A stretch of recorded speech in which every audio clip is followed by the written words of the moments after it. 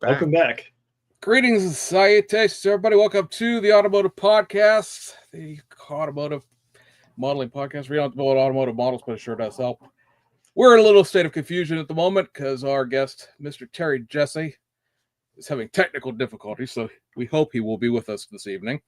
If not, well, we're just going to plow along and we're going to have a great show anyway. So it's been a little hot minute here. We skipped last week's episode because I was out of town and didn't get back till late. And so we have like 3 weeks worth of stuff to catch up on here. Gentlemen, how have we been doing? Doing good. Sean, what have you been up to the last 3 weeks? Oh, I've been steadily working on my international travel all. My AIH truck, it got some paint on it. So Yes. Ooh, I did not see the paint part. I saw the last build of it, but I did not see the paint. Let's see if we can embiggen. So this is actually custom mixed, the green. These are Tamiya. I used, what is it there? I forget which gold. What is that? It is the Titan gold. Titan gold mixed with Titan gold, okay. Clear green and clear yellow. Oh, okay. So mix that together. I hope you kept in a little extra in a bottle just in case. Yeah, I didn't. I ended up having some left over, so I can go in some touch ups if I need to. That's and good. I was able to shoot it with my new gallery airbrush. Yes. Ooh, fancy. This I really like this airbrush. I've been very pleased with this purchase. It's great. It's completely changed my attitude towards airbrushing. And we've discussed this in the past. I've struggled with airbrushes. That coupled with learning the right thinner to use with Tamiya paints. Okay. That was a game changer. So I followed your advice, got the Mr. Hobby leveling thinner. Mr. Hobby leveling thinner with Tamiya paints. Perfect. Sprays beautifully, mixed well. Yeah, so I'm like, yes, finally. Yes. So that's coming along nice. I've got I'll give you a little preview of the interior. So it's you did use the plaid. Very cool. Yeah, so it's got old school brown plaid interior in it. I'm building some little things to put in the back, some little camping gear.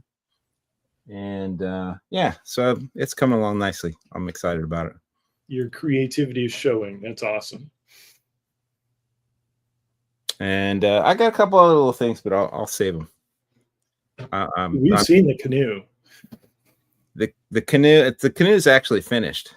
So okay. I posted a picture of it, I think mocked up a couple days ago last week.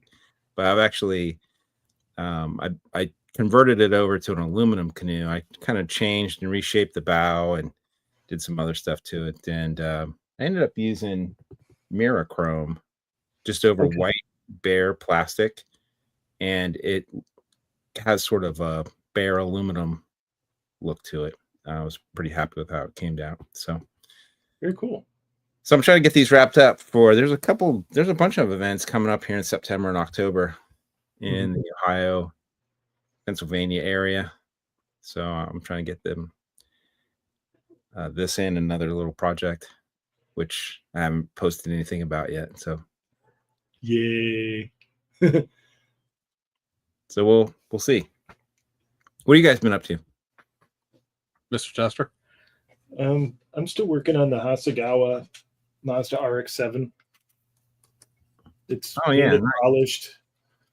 Interior's painted, but now I have to mask and paint the chassis, which is I've been putting it off and putting it off and putting it off. Yeah, I don't like doing that. But one piece. Yeah, it's all one piece, and part of it needs to be black, part of it needs to be silver, and it's just a lot of masking. They make brush paints and brushes. One of these days I'll learn how to do that without making brush strokes everywhere. Maybe you can teach me that.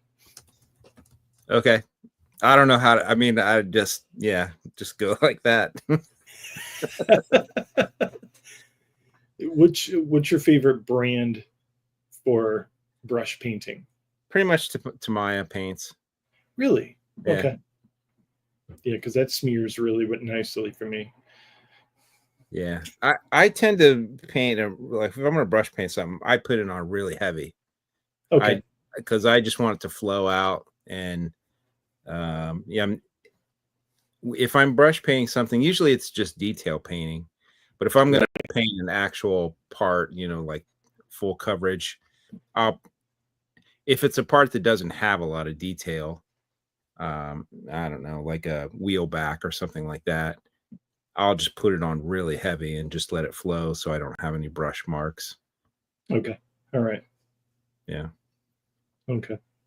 Yeah, just terrible at brush painting. I regret it every time I try. Yeah. I don't brush paint a lot of things. I mean, I'll usually spray paint most parts. But for something like the bottom of a chassis, I would detail paint all the parts by hand. Okay. All right. I'm a glutton for punishment, I guess. It'll take 6 hours to mask it, 10 minutes to paint it, and it'll all be done. Yeah, I don't have the patience for all that masking. Get off James's thing there. I'm sorry to report, it looks like we're not going to have Terry with us tonight. He's still not having any luck getting on there. So. Oh, that's a bummer. In the comment section here, Scale Effects saying Tamiya with their acrylic retarder works pretty well. I will agree with that. Comes in like a square bottle like the panel liner does. I think you should be able to get it here. I think pretty sure my hobby shop has it. It's not a Japan only item like some of the stuff is. Okay. Modeling Building Retirement saying the acrylic pens work nice without brush strokes. I almost but didn't buy the Gallery or Display. One of the two has like a metallic set that I wanted to peek into. I know I asked you if Gallery had sent you that stuff because I know you've gotten some stuff from them, but no, they didn't send me that. I'm looking for people who've actually like used it, didn't just get sent like, oh, I bought some markers. You know how everybody does with everything, right? It's the newest, latest thing. I got to go get it, and then you don't actually use it. It's like guys, somebody who's actually used that. I'd love to know how well they actually work. Yeah, I'm interested to try those paint markers too. I wonder. So, James, you haven't had any? You haven't used I haven't tried them yet. No. Yeah. One of the things I've noticed with Tamiya's brush painting is like their semi-gloss black is really patchy if you try to brush paint it. I don't. Maybe somebody knows the magic secret to this, but I have never had any luck with that stuff. Even mixing it with their acrylic retarder, I've gone over to using Vallejo Model Color. This water-based acrylic. You take a tattoo cup or something like that, drop a couple drops of this in, put a couple drops of literal water in with it, and mix it up to thin it out. And that's what I brush paint semi-gloss black with now. Everything else to me it makes I can brush paint with, but semi-gloss black it always like parts of it are matte, parts of it are gloss. It's always like a mottled looking finish as far as what I get out of it. And like, you know, in days before I even had the air booth set up like that, and you're trying to paint like a dashboard black, it's like that looks like absolute crap. Going, you know, look, it looks like somebody spilled their coffee all over my dashboard. It's stained now. So, I mean, this stuff. I mean, a couple of drops of this stuff. This thing will last forever. I don't even. This is like 4 years old, and it's still almost full. But yeah, have you guys used the Vallejo paints much? I've never used them. I've used that. I know that if you want to use like the Model Air through an airbrush, you have to thin this out. They make one called Model Air, which is like the stuff that's thinned out for an airbrush. I personally don't try to airbrush the water-based acrylics because I've know too many people that have problems with it. Like it's a chemistry experiment, right? You got to mix it with their proprietary thinner, and then if you really want it to flow, you have to put like flow aid and retarder in it by like percentage of volume. And I'm not a chemistry teacher. I just want to, you know, like you found out, right? Mr. Color Leveling Thinner mixed 60-40 with Tamiya paint. It comes off the airbrush like magic, and why fight with things? Right. But I understand there are people who can't paint, you know, what that basically turns, an alcohol-based paint into a lacquer at that point. Some people can't paint lacquer. They're in apartments. They've got sensitivities to the paint, and they need to paint acrylics, but I don't, and so therefore I don't bother to try to figure that whole shooting match out. You know what weirds me out about Vallejo is the bottle itself. So I don't know. I'm just having because I have to pour out into another container. Yeah, you can't dip a brush into it. Dip a brush in, and that's just how my mind works. No, you dip a brush inside the bottle, and so I've not tried them, but I just have no experience. I say several people in the comments are giving thumbs up to the gallery metallics. I think I think they're $17 for the set of metallics.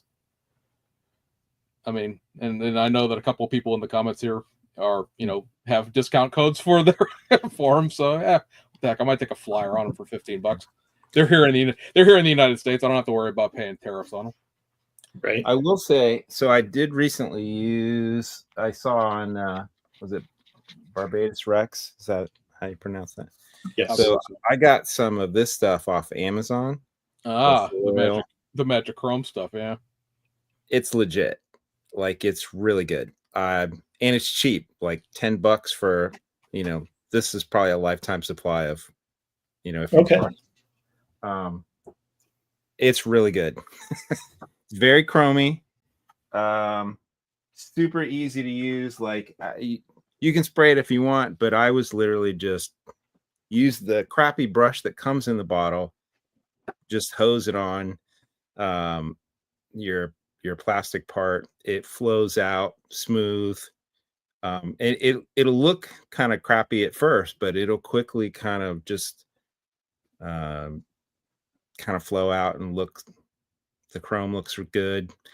I would let it sit for at least a week before you handle it, but then I mean, but I don't build that fast. Like, I know, Mr. Tester, you 3 weeks quickly, right? You're like in and out, but my stuff will sit around for. I'm building multiple things at the same time. I don't mind doing some stuff, let it sit for a week or two, and then I'll come back to it.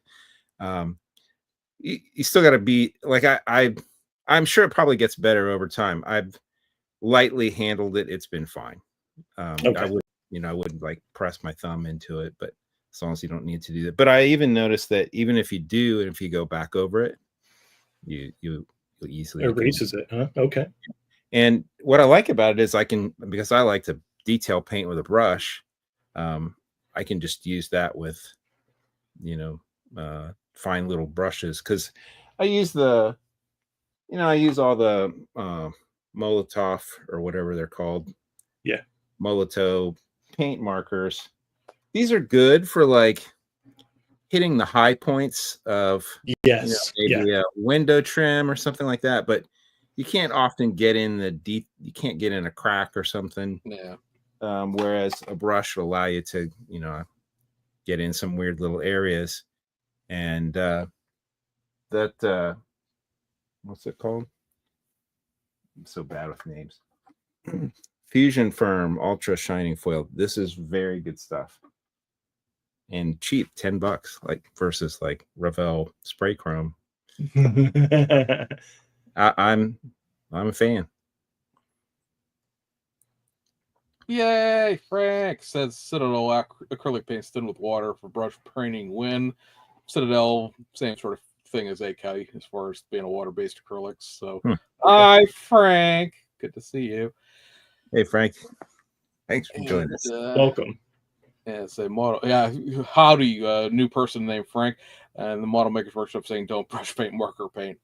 It'll be a throwback. I as a kid, I spent quite a bit of time with those. Remember the old testers paint markers that had like a paint mixing ball in them, chicka chicka chicka chicka, and you had to slam them down on something to get the paint to pull out of them.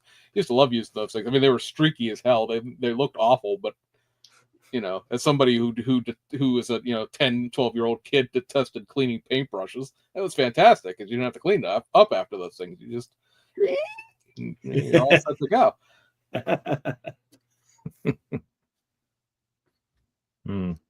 Anything else? I see Trouble just entered. And Yes, I see. There's Tim there. So Tim Frank's up there. Go fight with him. Anything else there, Mr. Tester, as far as you've been up to? no, just selling Porsche kits. Those I Porsche say- Trains kits. How's that going? I say, is there any big news of an order being in for anything? Yes, actually, the Liberty Walks are going to be finished this week. So if you're interested, let me know. That's the Lexus kit, right? Correct. Yes, get in your orders for your Lexuses. Right. We were chatting earlier this week on or Messenger. You guys were talking about the shipping situation. What's the latest with that? Ask him. No, don't ask me. We're gonna. All right, strap in, folks. We're gonna be here for the next hour. No. So for people who don't know or never really paid attention to it, although you probably have known, now because it's been all over the internet, there was a thing called the de minimis exemption, which was created back in like the 1930s as a way to process things through customs that were of low value. The actual de minimis limit was like $10 back when this all started. Back when $10 was real money, right? And it got increased over the years, and it was $800 here recently. And as of the 29th, which is Friday, I believe, right? Yeah. Yep, Friday. As of Friday, I will this will be my solitary political commentary of this whole thing. The wondrous administration that is currently in place decided that they are going to cease the de minimis exemption for the world. It had ended for China and Hong Kong in the end of April, went into effect May 5th, but it was the end of April. And so after, I don't know, what would you say that was, James? Probably like a month or so. They had figured out a way, not around it, but to be able to charge what they needed to charge and not have it be a gargantuan expense, right? Right. The cost of shipping, at least on, because like James does all the PZY kit box stuff now for the United States.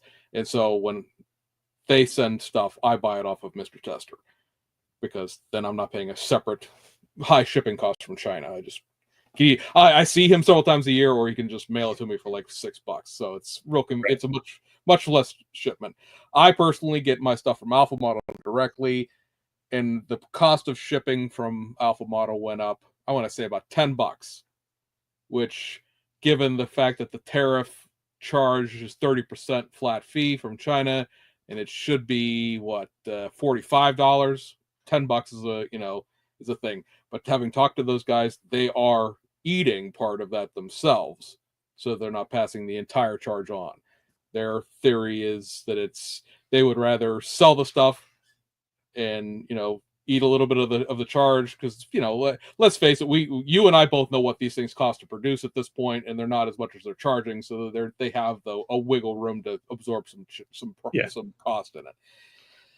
Now, the problem that we're seeing this week with the exemption ending is not so much the exemptions ending. I know for anybody who's watching us from Canada or Europe or anywhere else, or listens to this back later, is laughing in value-added tax at us, right? They're all like, "Oh, you have to pay now." We've been doing that our entire lives. You send stuff to Canada, it gets dutied and taxed. You send stuff to UK, it's a gift, and then they get taxed anyway.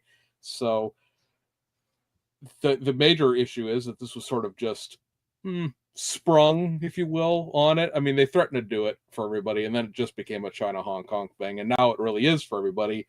And so now we're seeing all of the international postal services being like, hold up, we don't know what we're doing, because there's not really clarity to this, so we are suspending shipments until we can figure out what's going on. Right. And as of today, I believe it is pretty much everywhere in Asia and everywhere in Europe that are currently suspending shipments. We got a notice today that Andrew in the chat there, who is from Canada, is laughing in value-added tax there. That Japan Post is suspending shipments, which of course means Hobby Japan is now off limits for temporarily. And it is also Thailand and Singapore, and also the UK, Spain, Portugal, France, all of Eastern Europe, Yeah, everywhere that you would want to buy something from right now. And how long that's going to last is anyone's guess. Royal Mail, which is the UK post office, said that they're going to be down for 48 hours. They've already figured out a solution and they're going to implement it. Now, why everybody else isn't that fast, I don't know. If maybe the UK and the United States are friends enough, if you will, that they figured out something between the two of them very quickly. I'm not sure. Who knows? But the way this seems to work is there's two different ways you can be taxed on this stuff when it comes in here. There's what is known as the ad valorem tariff rate, which is the percentage that you're being charged by the United States to the country it's coming from. So the UK, it's 10%. For the EU, it's going to be 15%. For Japan, also 15%. Canada, we're really just pissing in Canada's face right now. It's 35% from Canada. Good luck. And so there's that. And then there is what the geniuses have come up with called the simple flat rate, which is based on that percentage. So if it's 0 to 16%, which is the UK, EU, Japan, then there's an $80 flat fee. If it's 16 to 25%, it's $160. And if it's over 25%, again, hey, Canada or India for that matter, it's $200 per box, regardless of what's in it. So it could be a $5 pair of socks. It's coming from India. You're getting charged $200 when it gets here. Unless you prepay the customs charges on the sender end, which is what UK is doing. UK is creating a whole new to the US mail category that is going to have a 10% tax built into the postage rate. And that is what the end game is going to end up being for everybody. They're going to have to build that tax into the postage and charge you up front. Because if they don't charge you up front, when it gets here, you're going to get charged that flat rate. So it's going to be for people who use Etsy, for people who use eBay, if you're just buying something online auction, like through Facebook, and it's coming from a country, you know, because let's face it, if you buy something off Andrew up in Canada and it comes down here, well, he's not going to charge you 35% tax on it. He's just going to mail it to you. And then, oops, you're going to get a $200 charge added to it. I will say there are exemptions to the exemption, right? A gift under $100 worth of value. But that gift has to come from a person, not a company. So that's not the way around. I've seen a lot of people like, well, I'll just order stuff less than $100. Yeah, well, it's only if it comes from a person. Hobbylink Japan is not a person. And which I saw brought up because the UK IPMS nationals are coming up and a lot of people travel to that from the United States. You can bring up to $200 worth of stuff back with you from overseas, Mr. Tester, next time you go to Japan. They're not going to look at the receipts and whatever. Are they? Probably not. Should you declare it? Probably should. So, I mean, you know, how much scrutiny that gets, I guess, will be, you know, in practice, right? Because, like, there's a whole bunch of stuff in the mail right now. It's not going to get here before the 29th. They're threatening to send it all back. That would cause a huge kerfuffle because who's paying for that? Like, all of these mail services don't want to take that mail back to the country it came from for free. They're going to be like, no, we're not taking it back, deliver it. And then they're going to be like, well, here, Mr. James, you ordered a bottle opener for $4 and here's a $80 tax fee attached to it. You're going to go, I'm not paying that. And then it's just going to be in limbo and I guess be destroyed like mail that is unclaimed. But the flat rate thing lasts for 6 months. I believe that's February. And at that point, customs and the post office are supposed to have had their shit together enough to figure it out so that no matter who pays what where, you'll be charged the actual percentage when it arrives. Do you believe the federal government will figure this out in 6 months? I don't. Yes. Anyways, long story short, it's going to be the international trade court said that the administration can't do any of the stuff they've done. It got appealed to the federal appeals court. They probably are going to say that it can't be done. So it's probably going to go to the Supreme Court. Good Lord willing, what that's going to end up being. Bottom line is written into, and I'm not making a joke here, it's literally the name of it, the Big Beautiful Bill Act. You may recall this over the summer. The de minimis is going away in 2027 no matter what. It's in that law that it's going away. Now, would it obviously been a much smoother transition if you gave a 2-year runway to the end of this? Everybody could have figured out what they were doing instead of having it be a knee-jerk reaction in 2 weeks? Yes.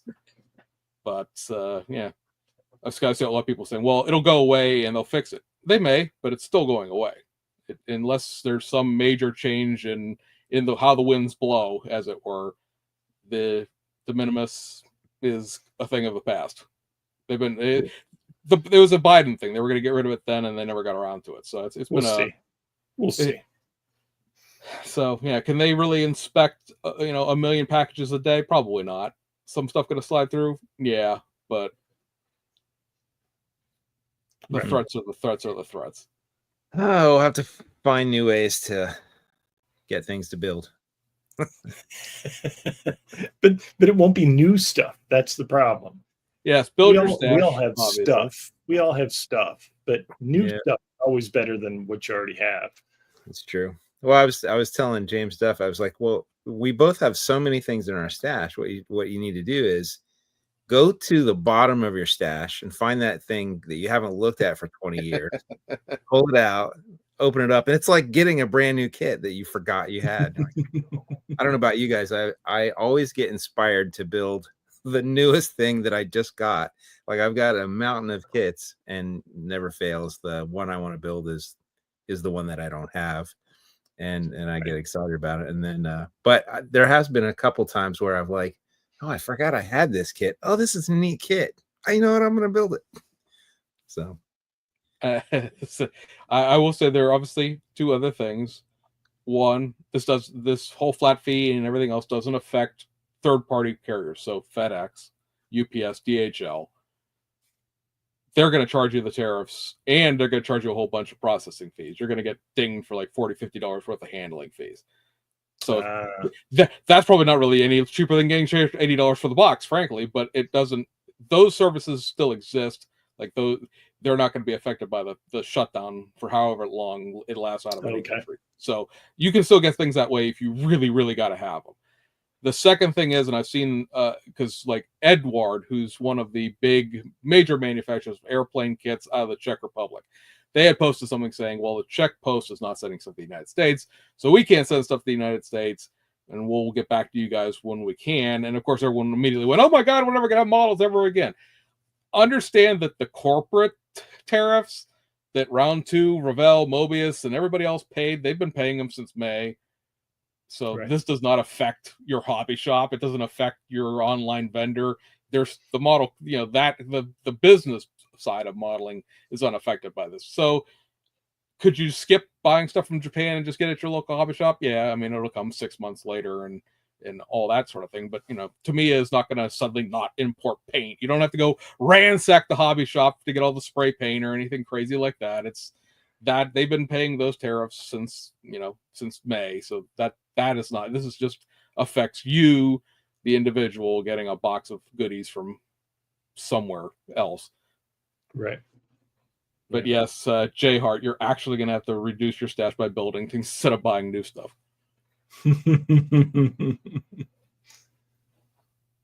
And I happen to have one of the U.S.'s largest collection of untariffed Japanese model kits, if anybody's interested in buying some. I knew hoarding all this stuff would come in handy someday. He's gonna be a millionaire. That's right. Hey, I sold it. I went on to a Facebook auction and I sold a Japanese model kit in an auction site that normally doesn't buy import stuff for what I paid for it. That's how desperate times are, and it hasn't even started yet. So, take that.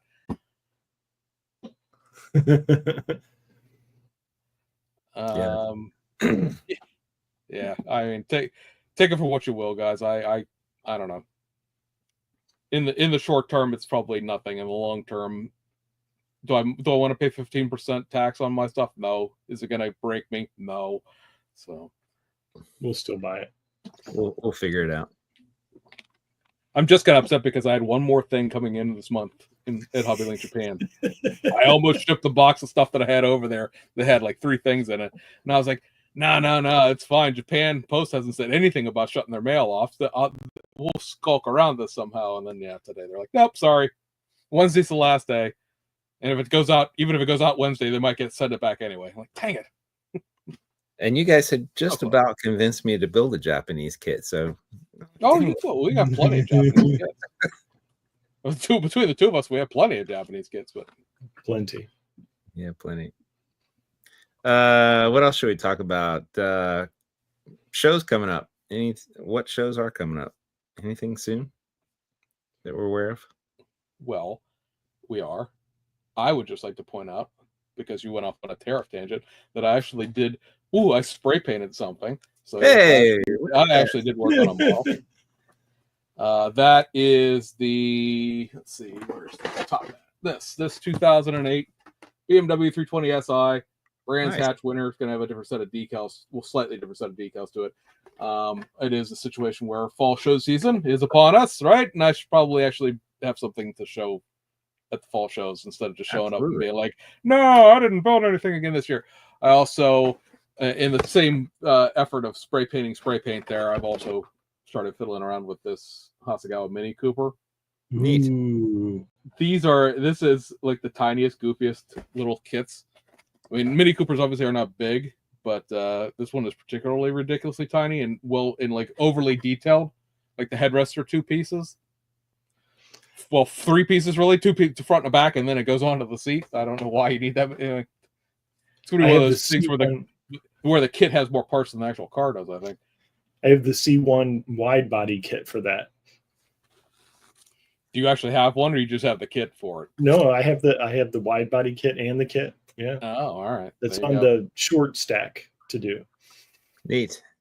I have a bottle of the Unspoken Florida paint that I got British Racing Green. So assuming it's not a coagulated mess all these years later, I'm going to try to spray it and see. Let's see what we get out of that. I'm just looking in the comments here. There's a bunch of people putting their show announcements in. This show is a while away, but it does tie in nicely with Sean and James, should he actually ever try to build his international travel all. Next summer, it's 344 days away from today. Next summer, the IPMS Nationals are going to be held in Fort Wayne, Indiana. This is obviously a much more centrally located Midwest location for a lot of folks. And one of the themes for the show, there are obviously a plethora of categories you can put your things into, but one of the themes, because the guys there, and I really want to try to get the guy who's the contest director on here after the beginning of the year, because it's something that applies to cars for once at an IPMS show. Shock. They are doing the best international harvester subject matter. International Harvester was based in Fort Wayne when it originally got started. And so it'll be open to anything in any scale. But obviously for us car guys, this would apply to, well, round 2 has the International Scout, and Mr. Svensson and Mr. Tester, again, should he ever decide to work on it, have the International Travel All. Andre also, of course, has an international pickup truck version of that Travel All. Right. And then, of course, you have all of the old international cab over pick semis that, well, I guess it's the AMT kit, right? Yeah, AMT did back in the day. So it's a year's worth of warning. But Sean will probably have his done by like Plastic Undercover in October, I imagine. But the for anybody who's considering going to that show, and I am going to diligently behind the scenes work on these two to get them to make the trip out there. Because Sean already won the best theme award at NNL East. I think he could probably pick one up at nationals too. Then it could be a nationally award-winning modeler, and we can all give him crap for that for an entire year.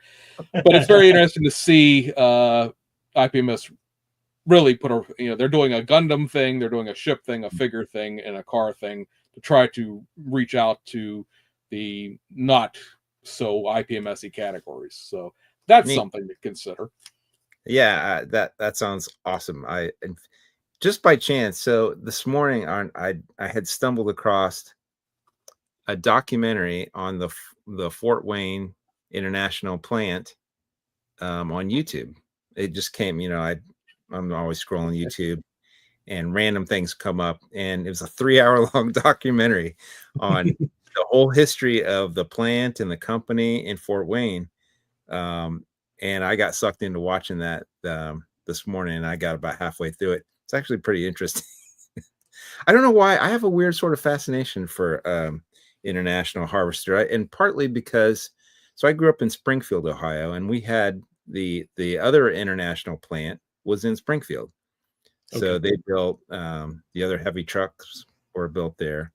I don't know if they built pickups or not. I know the Scouts were built in Fort Wayne, but being in Springfield, IH was a big part of that town, and there was lots of. So growing up, I saw lots of pickups and travel-alls and Scouts running all over the place.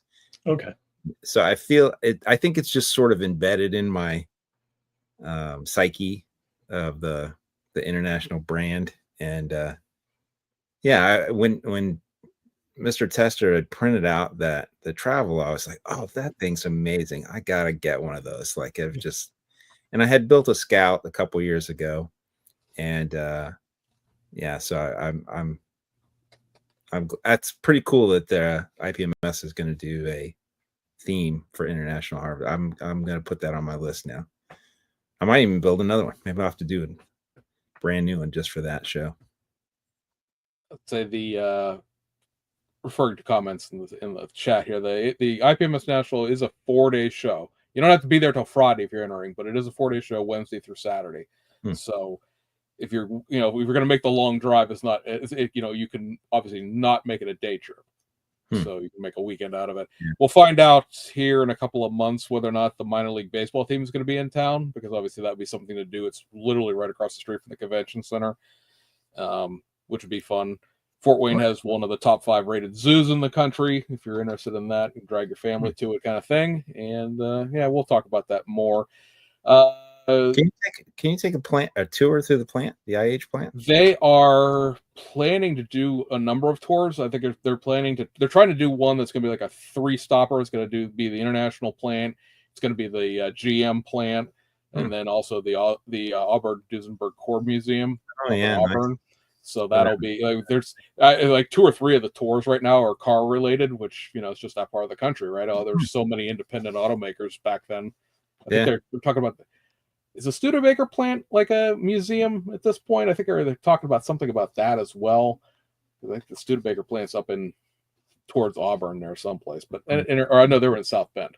And there was also a discussion of going out to the Indianapolis 500, to the raceway, to the museum, and if there's anybody in town doing a tour of one of the Indy team facilities as well. So there should be some interesting car related. This past year, like when so we talked about that a little bit later. I went down to Virginia, and it was like, oh, go tour the Battleship Museum and go tour this other IPMS related thing. And I was like, it's neat, but I mean, I went to the Strategic Air Command Museum when it was in Omaha, and that was really neat because there's giant full-size nuclear bombers in that building. It's an old series of hangars. It's planes you would never see anywhere else, but it's not a car. Far too many tires on these things and these little beanie things. I thought those went on hats, but also in the show, in the comments here, people saying, obviously mentioned Plastic Undercover. Yes, there is a show coming up in Akron in October. We plan to, in 2 weeks, I believe it is. Yeah, not 2 weeks, 2 episodes. 2 episodes from now, we're going to have Jeff Blumhoff on, I should say, who is one of the organizers of Plastic Undercover. So we will be covering that show in depth for anybody who's interested in the show that, I guess, in the long term, probably has the potential to sort of take over for the original NNL in Toledo. It's not going to be in heavy Toledo. hitters last year. I say it's not going to be in Toledo, but I think that's sort of the long-term grand plan of it, is sort of being a replacement for that show. The Zanesville show and the Pittsburgh show, I know this is regional stuff to us, but that's coming up at the end of September. And I know like Model Zona, which is the big IPMS show in Phoenix, that's coming up in November. Cleveland Model Show is coming up at the beginning of November as well. Somebody here is pointing out the fact that there's a replacement for NNL West coming up called the Left Coast Scale Classic that's coming in April. That's somebody else that I want to try to get on as the organizers for that. I'd like to promote that. That would be fun. What city is that going to be in? It's going to be in it's the same place that one of the shows is in right now. It's in the Ventura County Park, and I think that's I think it's Ventura, California. I think that's what city that is. But it's gonna be in Southern California now instead of, because NNL West was up by San Francisco before, was right outside San Jose. Ventura. So, Okay. yeah, Ventura. Yep. So I was gonna say I know it's the Ventura County Park. I didn't know if it was actually that was still within the city of Ventura, if it was someplace else. But yeah, there's all that stuff, and then of course NNL East coming up. I guess I would be remiss to not mention, of course, Acme, Atlanta Southern Nationals. That's coming up in October. So that's one that a whole slew of people will go to. Maybe next year. I don't know. Maybe I'll try. I've never been down to that show. Maybe I'll try to. It's one of those things of like it's just far enough away to have to make me take vacation for it. You know, it can't make that trip up and back in one day. Right. Trip. Texas Scale Model Expo is October 18th in Denton, Texas. All right, thank you, Justin. And Justin, also to your earlier comment, I won't go down that road too far, but yes, I did. At one point, he and I talked almost every day, and then he went crazy and screwed everybody. So yeah, that was awesome. That would be for your paint reference there. Let's see. Let's talk about stuff that you maybe can buy, maybe you can't. All depends. since I have all this stuff organized now. Let's see if I actually get it to show up. So coming up next from the fine folks over at Alpha Model. Oh, we got a Honda Type R. Apparently this is in a Civic, in a spoon livery. So this is the current generation Honda Civic Type R. I kind of wish it had the regular spoiler. I know a lot of people are like, "Oh no, I like that big janky spoiler on the back," but I wish I could just build like a Type R Honda out of this rather than it being specifically the spoon one. But that's didn't they do a stock one? Not of this generation, no. They did one of the previous one, and maybe they'll do a stock one of this eventually. It'll probably come 6 months from now, but in the meantime, this is shipping out this week, as is the Evo version of the FXXXXK. The doors do not open on this. That was a big question when the box art was shown. The doors were molded closed, so no, you don't have to try to figure out how to hinge big heavy resin doors. That's done and it's shipping now, but again, it'll ship at the same time. Coming next, an SUV for James to hate. James hates SUVs. Ooh. I don't know why he has an SUV. I have an SUV. What do I want to build models for? This is the Aston Martin DBX 707 here, signifying the amount of horsepower that this has.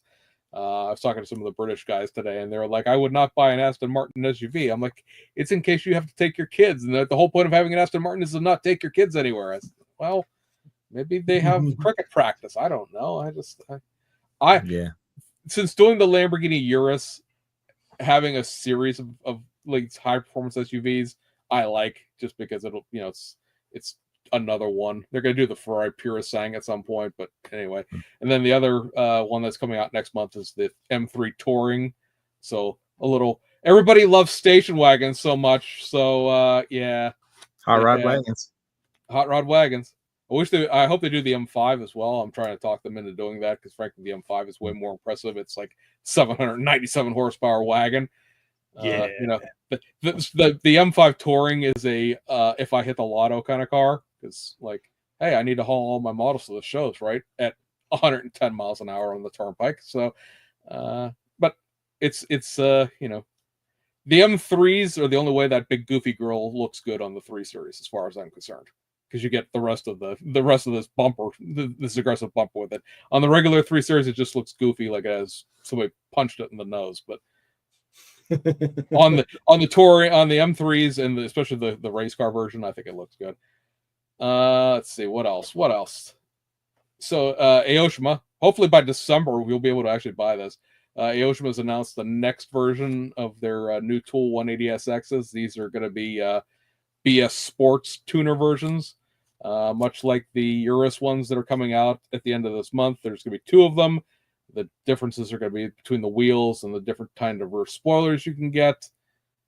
Hasegawa announced a new tool, Toyota Soar, which is sort of the coupe version. And I'm saying that just for you, Frank. I'll be still watching a coupe version of the Toyota Supra.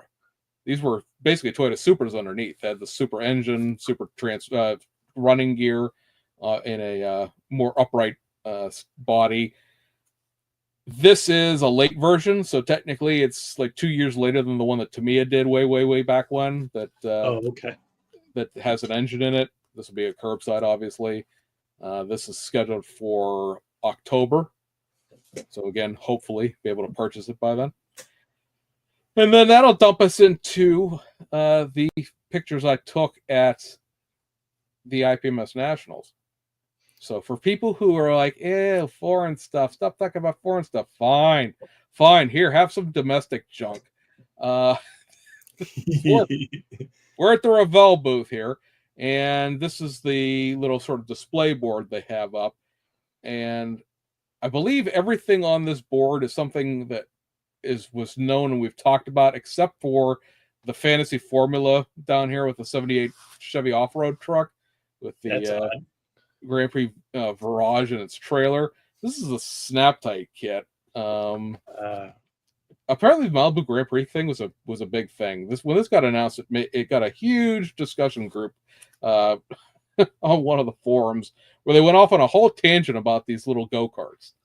Apparently that was a thing back then. It's literally I was 1 year old when it came out, so I can't speak to that. But yeah, so I'm probably going to show my age, but I actually remember driving those things. So when I moved to Columbus, we had a Malibu Grand Prix in town, and it was towards the end of the time when Malibu Grand Prix was still in existence. But I remember driving those little cars, and I there was a few episodes back, maybe last year or something, we were talking about like, oh, it'd be neat if they could reissue that, I think. And because I had remembered that they had a kit. And so I'm kind of excited to see this. I would probably buy that because I'd like to build that just because I have the memory of driving that cars, and to me it's kind of cool and nostalgic. I don't think it was paired with that truck though when it came out. No, I don't remember what it was paired with originally. I think it came with maybe the Datsun 4x4 step side pickup. But yeah, I do remember. I remember driving those cars. They were fun. Neat little things. I said also on the board here, the Jimmy version with the old high roller style box art. This is the new tool Blazer in a Jimmy format. Cap and hook. I think we've slayed that enough the first time it was out. The really expensive S10. You know what? If there was a stock engine for this, if somebody wants to 3D print me a stock engine for this, I would put it into this love. I mean, maybe the 350 is a little more that's not the word I'm looking for. More appropriate for the high roller version. Does it come with a V8 in that kit? Yeah, it's always been a V8. It's in all of them have V8s. I wish it, like I said, it had a stock 4-banger in it because it would be a little more prototypical. The Fiero is out. The Fiero is out now, and then I don't know when we're going to get this hardtop convertible, but that's still pending. I saw that they have the hardtop Stingray at Hobby Lobby now. Okay. Yeah, Brian BG had posted yesterday that he had picked up the German version of it, which was labeled as being a C8 Corvette coupe, and I said, "Ooh, a coupe!" It could have had the hyphen on the E.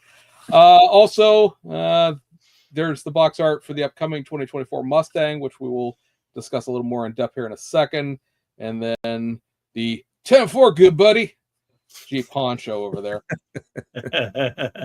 In researching the Jeep Honcho, this light rack and this smaller brush guard are attached to this camper top, and they were only released once in 1981. Every version of this has come out since then has obviously not had the camper top, and the light rack and the push bumper are different in that other kit. So I don't know that anyone has necessarily been sitting around, being like, hey, I really wish we could have the camper top version of the Jeep Honcho back, but if you were, or maybe you didn't even know it existed, because if you weren't around in 1981, you've never seen it in the first place. That's coming back out at some point. Yeah, that whole I really like that truck. I wish I'd love to see an all new version of that whole body style. And I think so. Here's an idea for model manufacturers. If you're listening, you could generate quite a few different variations of Wagoneers and Jeep pickups from this basic body platform. I mean, it ran from what, 63 up to the late 80s or mid 80s. I believe so, yeah. In a bunch of different variations. The Revell one, and not to slam Revell, but that kit dates back to the early 80s or so, and it's got a lot of weird body proportions. It's not very accurate. And I'd love to see, and that has resisted me from buying and building that kit, because to me it doesn't look quite right. But I'd love to see an all new tool of that body platform. I'll check Andre's files. He might have a Jeep like that. I don't remember him having that. I know he's got the Cherokee. Cherokees, right? Yeah, it's got the extra. Yeah. All right. So moving along, Tim, here's your Revolto. This is being shown obviously in a test shot format here. So this is one of Revell's, of Germany's. You could tell by the way these wheel hubs down here attach. This is the way that Revell of Germany's been attaching the wheels for about the last 5 years or so. But this obviously is going to be their full detail glue kit for this year. It looks very nice, but I don't necessarily expect Revell's kits to look crappy at this point. I do appreciate the fact that everyone is going to break every single one of these light clusters. you start making clear things this finicky, and I'm not saying that they're going to break because they're fragile. I'm just going to say ham-fisted model is going to be breaking. I really hope that if they don't put window masks in here, somebody makes window masks for this, because I don't want to mask that off and paint it myself. Let's see. Next. It all looks good. Yeah. Are you going to buy one? I hope so. Okay. It does have like I said, it does have an engine, so it's not much of an engine, but then you're not going to see much of the engine anyway. You're just going to, see the top, because the engine's going to sit right here. They're not trying to open the doors on that one, right? No. Okay. The only part of the body that's separate are sort of the back fender areas here, because molding those in situ would have been a giant colossal pain in the ass. And then like the extensions for the rear bumper are there. The rear diffuser is separate. That'll at least make it easy to carbon. And this is, pretty well detailed for what it is. I mean, it's going to be underneath the engine cover. You're not really going to see it. Right. A lot of masking work for Mr. Tester. Yeah, Mr. Tester better figure out how to brush paint. But if you look at like the engine cover here, the only thing you're going to see is like the very top of the intake. Okay. It's going to be squared off. And let's see, go back there. So this is what the actual model's going to look like. You see this clear piece sits. It's a cool car. Yeah, it's a good looking car. Oh, that's one of those clear pieces that has a decal of a mesh, right? I'm going to assume it's a decal of an LED, because this is lighting on the real car. Oh, okay. All right. Like this is the headlights in here, but this is all lights up as being amber. And then there's the back, so you could just see the top of the engine, the top of the intake through here, and that's going to be it. And then it's got these LED taillight things going on here. Crazy. I don't realize my photography is not great. I'm on a floor and crappy lighting with a cell phone here, but yeah, it's enough to convey to you what it looks like. Like I said, this piece right here is going to be separate, and then this little piece here is separate, and then obviously the front rear fascias are separate. But overall, it looks really nice, and it's again, it's full detail, and it's glue, and it's all the things that everybody always wants, and it's a Lamborghini. You don't have to pay $150+ to receive it. And it's in the U.S. boxing too, so it'll be even cheaper than like the Revell boxing is. Yeah, that's cool. And then the other one that we're showing off there is the Mustang, the 2024 Mustang. Now, before anybody even gets started, yes, I realize there's not a hood attached here, but this is a curbside. There's not an engine in it, so get that out of your system now. Yes, also just so they can make different versions. That's all. exactly. Also realize that everything is molded to the chassis. This is very promo on the bottom. The 69 pieces here are for a lot of the other things that go into it. So you have a hood here. What I do like, in fact, is that the hood vent is separate from the hood. So painting this doesn't mean masking your whole hood off. Yeah. Huzzah, hooray. They are two, you'll notice here, there are two trunk lids because the spoiler is separate. So you can build this with a wing or without it. Okay. I think is a nice touch. You don't have to try to fill all this in. There are two sets of, you're going to see there's two sets of mirrors in this kit as well, because the European version of this uses a different set of mirrors than the American one does. I did not realize that, but someone informed me. There are also two different grills here, one of which is drilled out for the European license plate. Or I guess you'd use the American license plate as well. But you don't have to put a front plate on. I think that's nice, right? Because, hey, who wants to put a front plate on a Mustang? Not in Ohio, we don't. That's right. And in Pennsylvania, we don't even run a front plate. So, yes, everything is molded to the chassis, even like the brake is. Yeah, painted black. Very basic, but like, you know, it's. So the rumor is that the reason that the Fords don't have engines is because Ford won't let the data out of their hands. And so they won't supply data to the manufacturers to be able to replicate the engine. There's partly, I'm guessing, is partly why it ended up. I'm sure if they had the desire, they could go in and do their own CAD modeling and sort of, figure it out. But yeah, they're not giving it up evenly, nicely. Yeah. So like if you notice the round 2 stuff, like the Bronco doesn't, it's a snap tight. Previous Mustangs from Revell have been snap tight or snap and without engines. And I think that's partly because of the CAD data is not available to be able to replicate it. If you really wanted to, Moto Boss on Colts 3D does all the recent Ford power plants. You could just print one up, but then you got a monster to cut that one out. Yeah, I would say, first of all, I don't think anybody wants to build the engine on the Bronco. If you've actually seen the engine compartment of that, it's a whole fistload of tubes and wiring that would be impossible to mold. The other thing is the 2014 Mustang, the build and play, had like a 7.7-part Coyote engine in it. Somewhere floating around Revell is the CAD data to put that engine in. Now, I don't know that it looks exactly the same in this as it did in 2014, but the base engine is there anyway. At least it's not a 7-part snap tight kit. So there's that.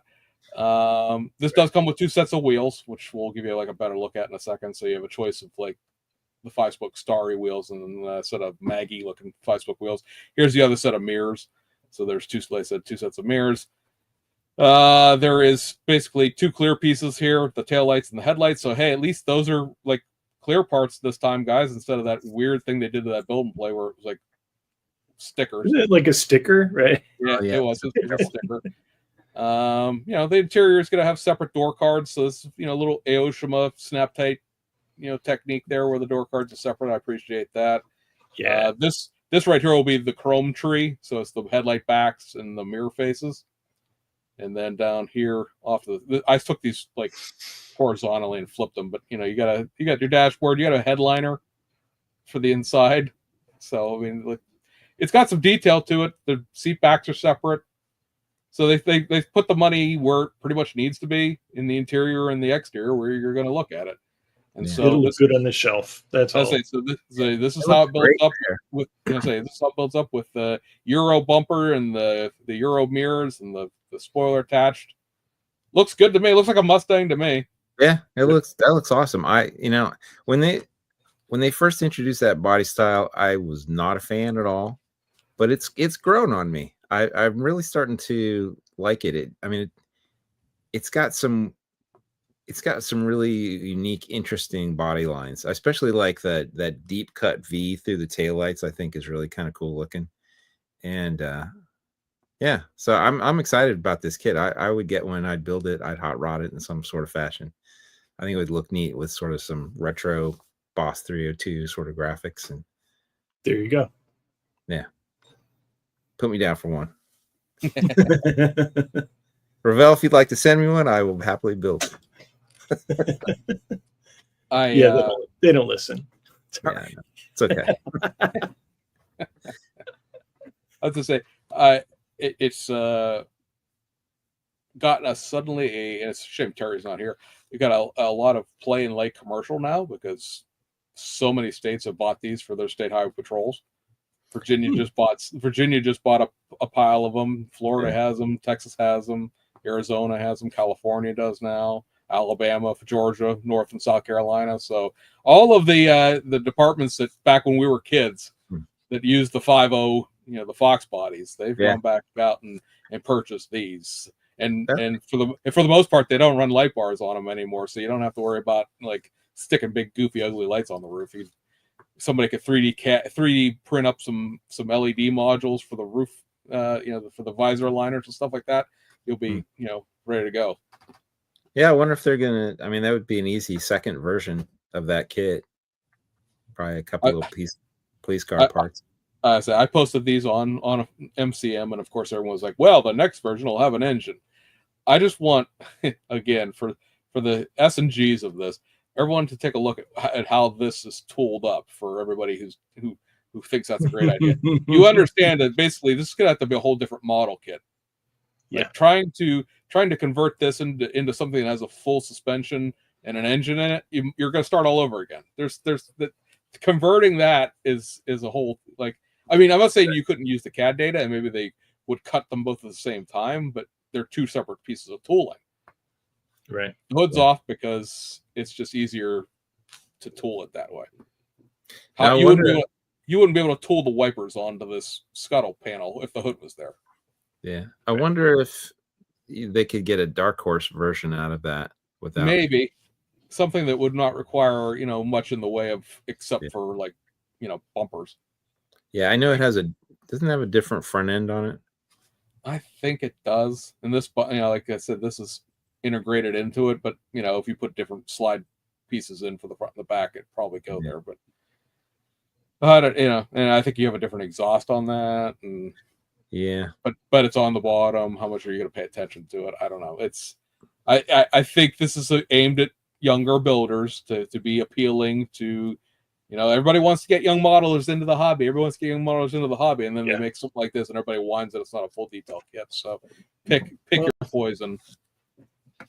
And interestingly, if you are someone who wants a full detail model that's going to fight with you, might I present Atlantis's booth, where they're going to reissue the '56 Buick as a custom. It does not have the stock grille. Somebody pointed out to me. I didn't really pay attention to it, but down here it says custom front bumper only. But the big shtick here is they've tooled up new glass for it. I don't know if it didn't have glass before or if the glass got lost. I believe these 1/32 scale kits didn't have glass when they were made originally. It's 1/32 scale. Yes. Is that a multi-piece body too? It is, yes. Oh. Original Revell kit from back in the 50s. Nostalgic model building right there. Yeah, you guys can have it. Oh, much like Ron Popeil, but wait, there's more. So they're going to also, and this is supposed to come out next month, which would be September. This is the old Revell 55 Chevy. This is the box art for it. Oh, that's the that movie car. It's on the tip of my tongue. American Graffiti? Nope. No, the other one. It was the American Graffiti. It's Grease, right? No. It was somebody in the comments will tell me. It's like because American Graffiti's one was yellow, I think. Yeah, there was a movie where they were traveling across the country, drag racing, and Oh, I know what you're talking about. 2-lane blacktop. That's it. Yeah, I don't think. I mean, that looks different. That one, the 2-lane blacktop car, was a kind of a flat black, high boy looking thing. Okay. The American Graffiti car was gloss black. It's actually the same exact car in both movies. I didn't know that. Yeah, they took the the car that had been built for American Graffiti, I think got rebuilt for 2-lane blacktop, modified and added to it, or either way around. I don't remember which They one. rolled it in American Graffiti, so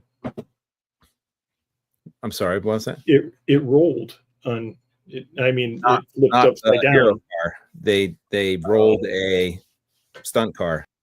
Okay, Oh, Sean just disappeared. Sean, come back. Sean had that's all he has to say about it. You're not listening to him, so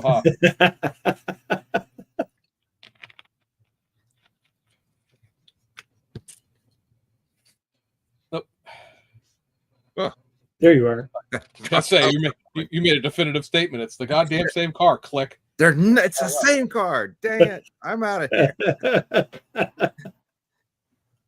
So I will admit, this car gives me all the heebie-jeebies because this is the car in the hot rod pack of the 1980s that came with 3 of these. It was like the 55, the 57, and I think the 54. This personal car broke me from building Revell kits for years because everything opens on it. I can't stand it. I almost knocked it off the display. But it does appear that it has a bunch of the items in it that the original kit had from like the 1960s. It's got like the drag. I know that the drag parts were in here, but it's got like the original drag wheels back that were been missing the last couple of things. It's got that hood scoop that apparently hasn't, from everybody I've talked to, hasn't been in it since the original kit came out. So I don't know where that's been hiding. They're throwing in like this set of wire wheels over here to the side that I don't think ever came in the kit at all. So I could see Tim Custom building that. They're throwing a bunch of stuff at this, and I know that it sort of it popped up while we were gone. The whole kit assembler versus model builder popped up, and it's sure.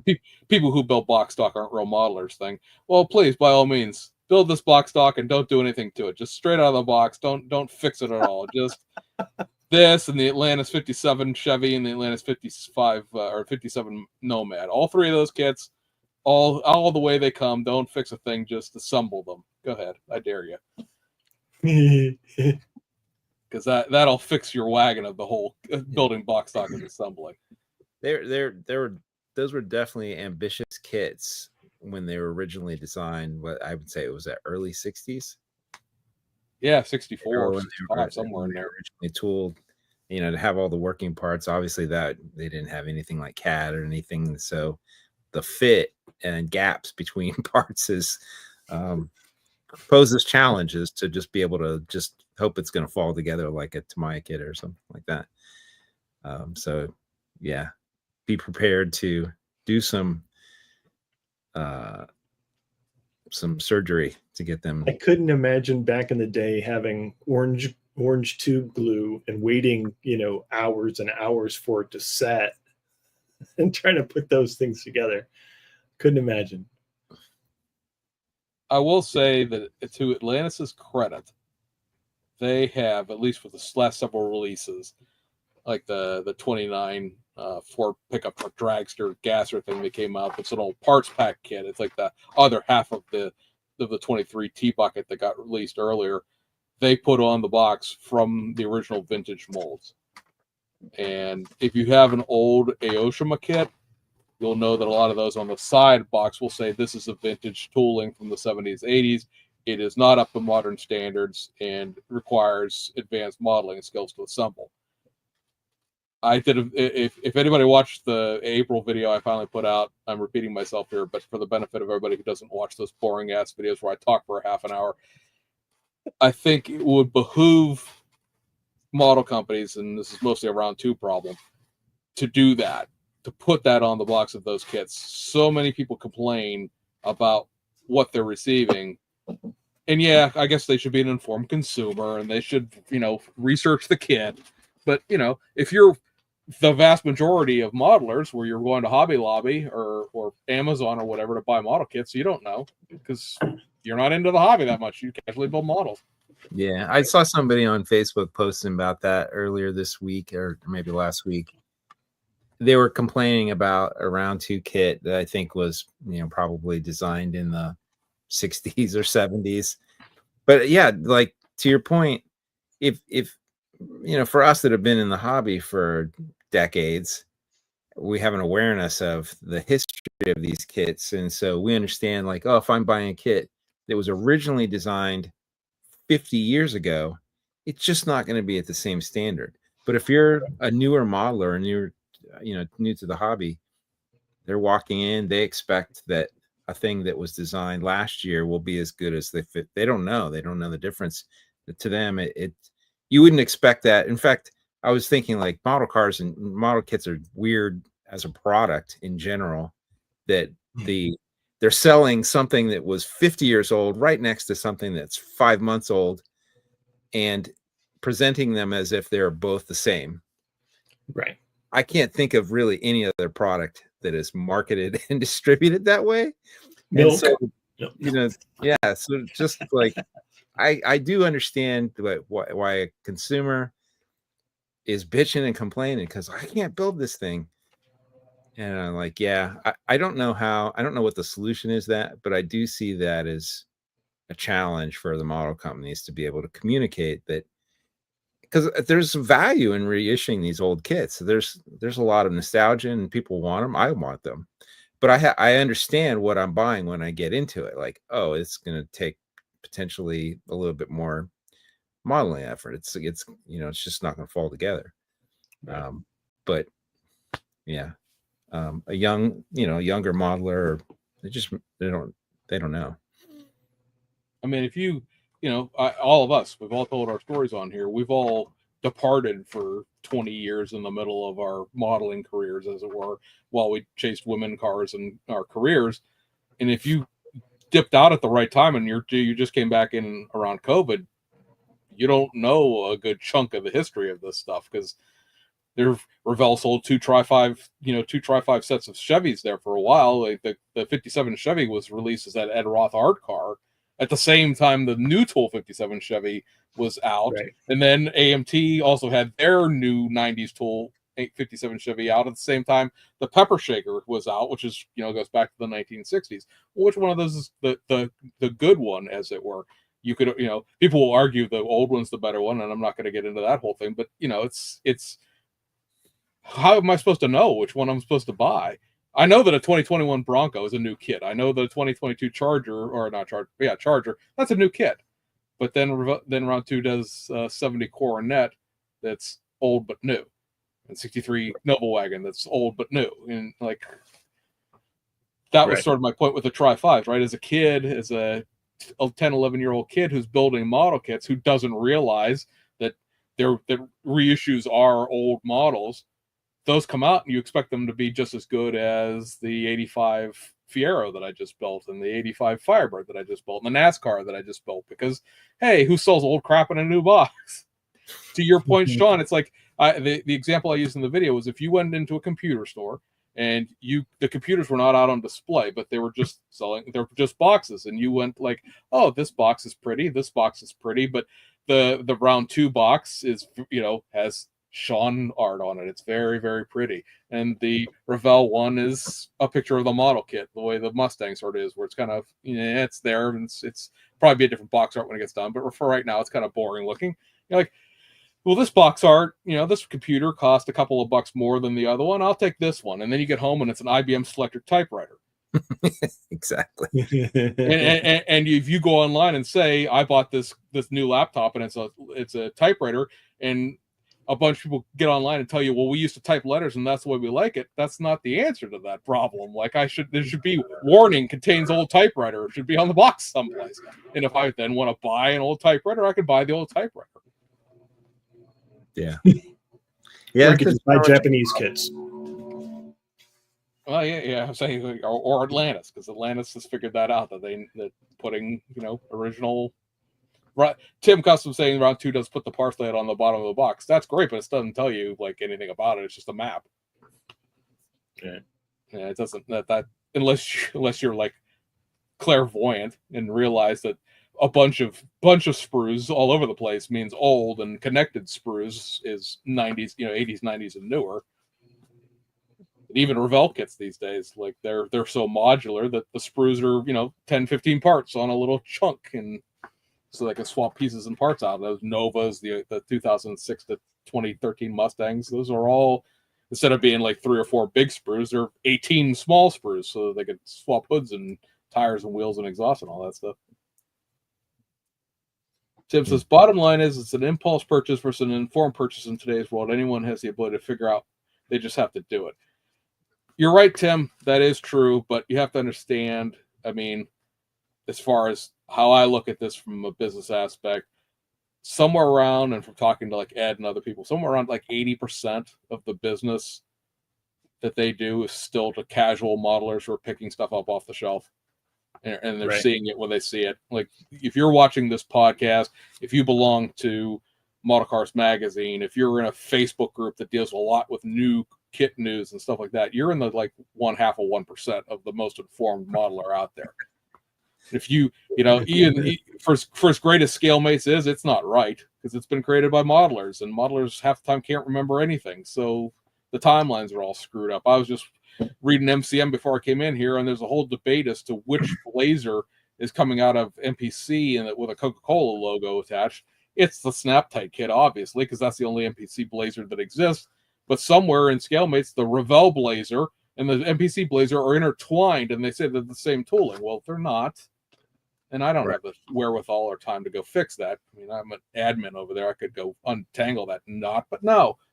Like you go on ScaleMates, the dates are wrong. The kits are in the wrong order. I just did one of the other monthly videos, and it's like I don't know what box art this represents year-wise, because by kit number it goes between 64 and 75, but no one has an entry for this. Like it's just question mark. I don't know what year it is. Nobody knows what year it is. Huzzah! It's like, you can't expect casual guys to be like, oh yeah, I would imagine. Let me scroll ScaleMates and see how old this kid is. Well, I mean, if you think about the probably 80% of the people that buy a kit at Hobby Lobby, those are not hardcore modelers. Those are, kids that are doing something on the weekend with their parent. They maybe get it as a gift. I would imagine the largest percentage of sales are to people that are just not informed modelers like us old guys. So, yeah, I'm sympathetic to people who open up a box and are surprised by, maybe something they didn't fully understand they were buying. I think the thing that frustrates me. And it's not obviously nobody in the chat, not picking on you, Tim.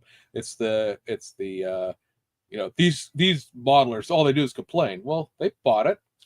They're allowed to complain about it. That's how that works. If you complain about something you don't own, that's one thing. But if you purchased it, you have the right to, is it over the top and probably a little rambunctious at times? Sure, suck it up, build it. You bought it, but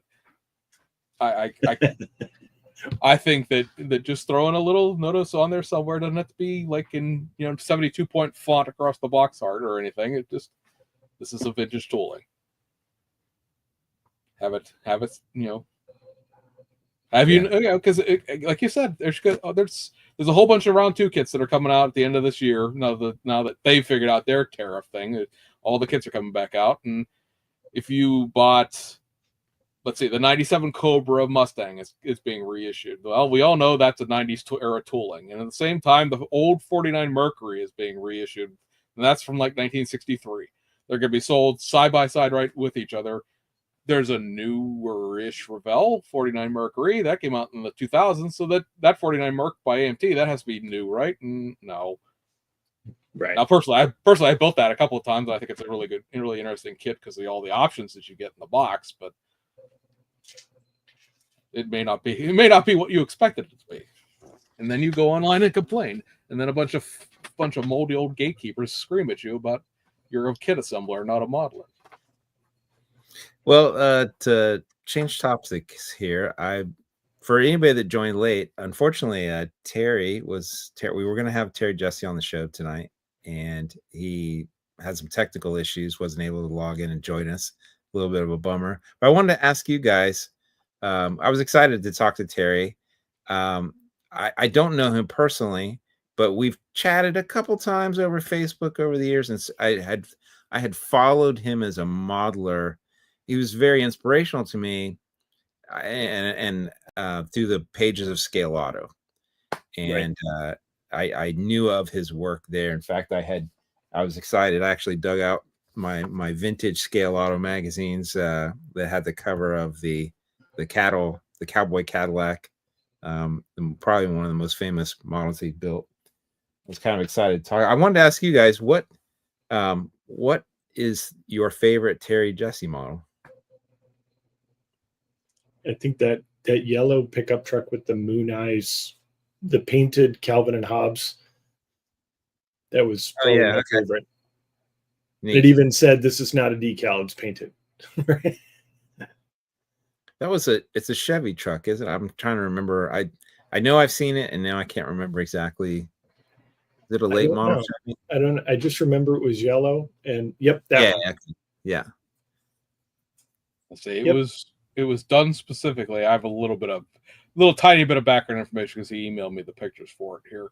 I wish he was here to explain this, but it is what it is. It was done up for this modeling book. I think this is probably a well-thumbed reference for people who still build pickup trucks to this day, even though I think this was published in 1997. Bill just passed away, a month and a half ago or so. So we're starting to lose these guys as a reference, and it's really a shame that he couldn't come on here. But as you had pointed out, he had drawn this. If I can get this to go in the order I want it to. He had drawn this by hand, copying it obviously from the comic strip. He was saying in the email that you could see that it has the smudges on it from where he was erasing eyes, and it has the pen marks and things like that. So he drew this as a sort of a copy of the comic strip, and then went through several renditions of it to make masking sets out of it, and then went through and painted like each individual section of it. Oh wow! One by one by one. So brush painted it. Wow. So the shirt is done here along with Calvin's or Hobbes's nose, and then the baseline white was put in, and then we painted the tires orange here, and then the wagon and Calvin's hair were painted yellow, and then the background being painted black, and the skin tones being put on, and then you wind up, with the actual artwork. This is not a decal. He brush painted it. Wow, that's super cool. And I like their eyes are moon eyes. I just now noticed that. That's and then it's got the salt disc covers on the wagon as well. All right, that's cool. So, yeah, that was right when I joined the hobby, like 1997. I remember that being at the hobby shop. Let's say he started with the old AMT promo. Yeah, converted it up into this here. So obviously, he made a set of mirrors for it at some place too. Got a cowl induction hood for it. I was looking through Terry's Facebook page, and because he has a lot of his model cars, I don't know if they're all on there, but certainly a huge chunk of them. I had no idea how many I was one of the questions I was asking was how many has he built? There's literally hundreds of things there that are all different and really neat. Like he's one of those modelers that is kind of hard to define a style because he's built a huge range of things, tons of police cars, and he obviously, for those of us that remember Scale Auto, he wrote the light commercial column and featured a lot of police cars and light commercial vehicles, but he built a lot of other things, hot rods, low riders, just all kinds of stuff. Very prolific modeler. So I was telling these guys when we were trying to get him scheduled. We did get him scheduled. Like I said, tech problems got him in the end there. That scale auto enthusiast, as somebody who's coming up as, a guy who's a kid who was building a lot of police car models. I believe he was a sheriff's deputy in Montana, was his actual day job. And so for him to go through and review every for a while, Scale Auto was like a monthly magazine, right? And then it became bi-monthly when Car Modeler ran the other side of it. And it was like every other month getting that thing, flipping like commercial open. Like, what? Because that was how you found out when new sheets of decals were in. Like, he was the one that reviewed all the Chimneyville and Code 7 and all those decal manufacturers. He built the dirty old Dodge, which was, I think that's a replica of his police car. I believe you're correct. Yes.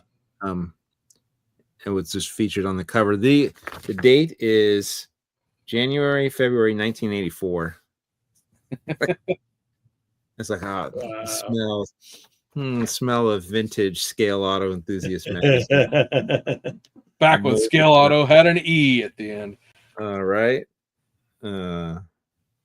This one doesn't actually. Well, I mean, it's enthusiast, right? It's still SAE back then, back in the Gary Schmidt days. Right. Yes, you're correct. Man, I don't know about you guys. For me, this is how I learned how to build models. Yeah. I mean, this was pre-internet, right? There was not a lot of books or knowledge on. So I scoured the pages of this over and over and over again. And this is how I learned. Just reading articles by Terry Jessee and Tim Boyd. A lot of those guys, like, there's no videos to watch, like, to show how to use an airbrush, but I could kind of read and get a sense of it. But usually just watching the scratch building skills, how to like cut styrene in little pieces. Like, I think this truck was really inspirational for me because I remember when I first saw this, I had never even considered that you could build something like that. I was used to building, I'd always built hot rods and, just hadn't thought of, even considered that you could build something weathered and rusty, and was like, that was the first time I'd ever saw anybody do that. And I'm like, oh, that's amazing. That, to me, that opened up my mind to what you could do with a model kit, and how you could present it, and the level of realism. I was building stuff that was just, out of my imagination.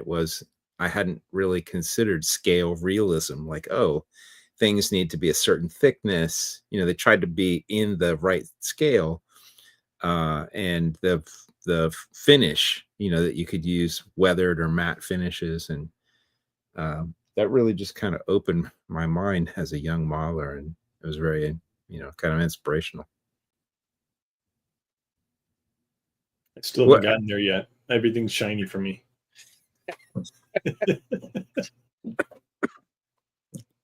I haven't done a lot of weathered stuff over the years. I've done a couple. And I really enjoy kind of doing weathered stuff. But I don't know. It's something I enjoy doing. It's not, I just don't want to have everything in my shelf kind of look that way. I like shiny, like I like, kind of cool hot rod-y kind of things. But I do appreciate the times that I've been to the IPMS, I would kind of wander over and look at the tanks and the aircraft, and and it was kind of, I was amazed at the model building craft and skill.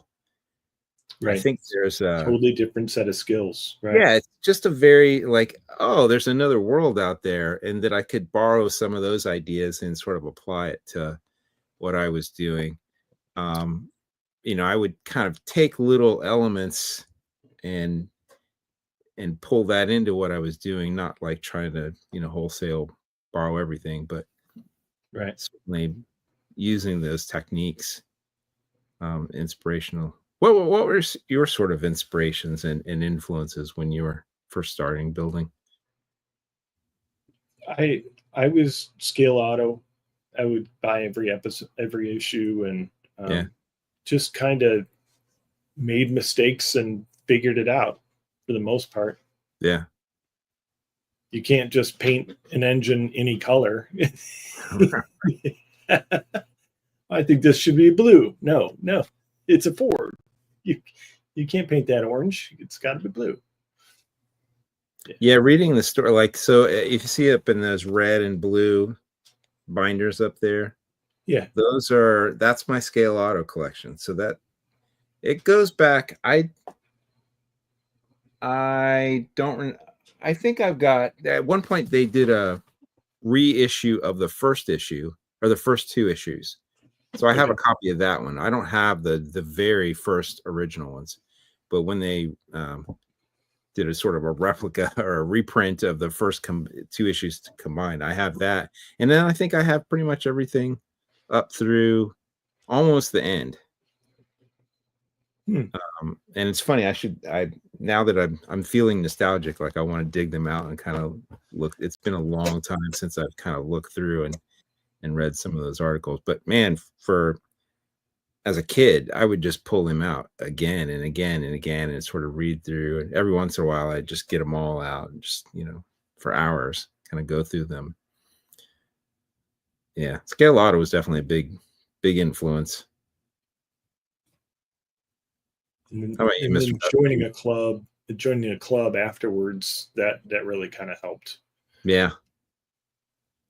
That came later when I moved to Columbus and went to college, and then I started to meet people. And but in a small town in Springfield by myself, I didn't really have anybody. I read about model car builders, but I didn't know any. I didn't have anybody to communicate with. Sorry, James. Go ahead. Well, I was just gonna say it was the two of them. Was Scale Auto Enthusiast, and then, like I said, after a while, you got Car Modeler, which was the old black and white version of Scale Auto that came out when they went to bi-monthly. You still got 12 magazines a year that way because it was every other month they flipped back and forth. And again, I built box stock as a kid. Obviously, I started wiring and plumbing stuff towards the end of my teen years, when I started doing more and more model contests. But Terry's column was literally the first thing I opened that magazine to, because he was building the things that I wanted to build. He was building, it was a pre-internet time. So if you wanted information as far as anything, because that was, Dave Panik's still alive, that still makes light bars to a certain extent, but he was one of the first people that was producing aftermarket light bars that were actually correct light bars. They weren't the it's close enough but not a licensing violation that you got out of Revell and Lindbergh at the time, and the old it's an SHO police car, but God, that isn't anything like an actual Ford Taurus police car model that came out that had a kind of sort of, but don't call it, a Federal Jet Sonic in it. And Dave was offering the actual Federal Jet Sonic and all of the actual light bars that you needed for that stuff. And so he was reviewing those when they came in. And, that was how he always had that list at the end of the column. These are where the things came from and how to get them. And send here's nostalgia for you, right? A self-addressed stamped envelope. Send a SACI to get a price list. And then you'd have to, get in my case, get your mom to write a check to somebody that she's never heard of in Illinois to get her kids some little police car light bars. And I became good friends with Dave after that, and getting involved with the guys at Chimneyville and stuff like that. A bunch of those MS Paint days, bunch of the decal layouts that were done for some of those Chimneyville layouts, and some of it was called Scale Squads, which is a smaller company that was run out of Philadelphia. I had a hand in helping out with doing the drawings. Somebody else made the bitmap of the car, but as far as drawing out the actual decal layouts, I was the police car kid at the time that was taking pictures of that stuff. So, I had a lot of the background in drawing out those layouts. And then you'd see Terry, hey, he's reviewing the set of decals, and I had like 3 seconds of fame attached to the 2 minutes of work I did on this thing that somebody else had done, but I put in the fine details for, because I actually had the pictures for it and stuff. And so, yeah, I mean, I had a subscription to both those things. That was, those were not cheap magazines even in the day. Yeah. Even back then, let me compare to like what a Motor Trend subscription would cost you, and that was my birthday present, was having the subscriptions renewed for another year of those two magazines. And that, even as somebody who's a slightly younger than the two of you, who sort of came into modeling as the internet came into effect, it was still a really wild west internet. There wasn't all the forums and the ability to do, if you had the ability to take pictures, let alone anywhere to upload them to, you take them with a camera and scan. Oh, let me go get my $5,000 flatbed scanner and scan this picture in digitally so I can upload it to a forum. And it didn't. Everything was text-based back then, so the magazine was still the best way to get actual information. You could have somebody type you a paragraph of how they did something, but there were no pictures attached to it. There was no, how did I do this? Well, here's a manual, right? There's no pictures. It's just this has pictures. Yeah. And for me growing up too, sort of like the pinnacle of your modeling career is if you got something photographed and entered on in Scale Auto magazines. Like I was like, I really that was a big goal of mine, was to get something inside of Scale Auto magazine. And I remember the first thing, it would have been, I'm probably dating myself, it would have been late 80s. I took a model up to the NNL and it got photographed. I remembered it was a yellow 65 AMT El Camino that I customized and cut into a convertible. And it had like a 80s monochromatic paint scheme and 80s kind of wheels on it. And it got photographed. And man, I was so excited that I was like, I got my car inside of a magazine. It's just, that was really cool. You still have it? I have both. I'm sure I have the magazine. I have to look at it somewhere. You have the model? Yeah. Oh, yeah. I have, oddly enough, I have everything that I've built back through high school. That one had been built when I was in college. So everything that I built when I was in college, still, it's in the model case. It's in good shape. Everything has survived. Everything is still there. The only models, and I built a bunch of stuff when I was in middle school and high school. I never blew up models or anything like that with firecrackers. I would disassemble them and reuse the parts for other things. Okay. So there's quite a few models that didn't survive those early, I think of them as figuring out how to build a model stage. They weren't really worth saving. Right. But I used the parts for other things and would recycle them. But once they got decent enough where I'm like, oh, okay, I don't want to take this apart now that it's done. I kept those things and they're all still there, but I still have parts from stuff that I built.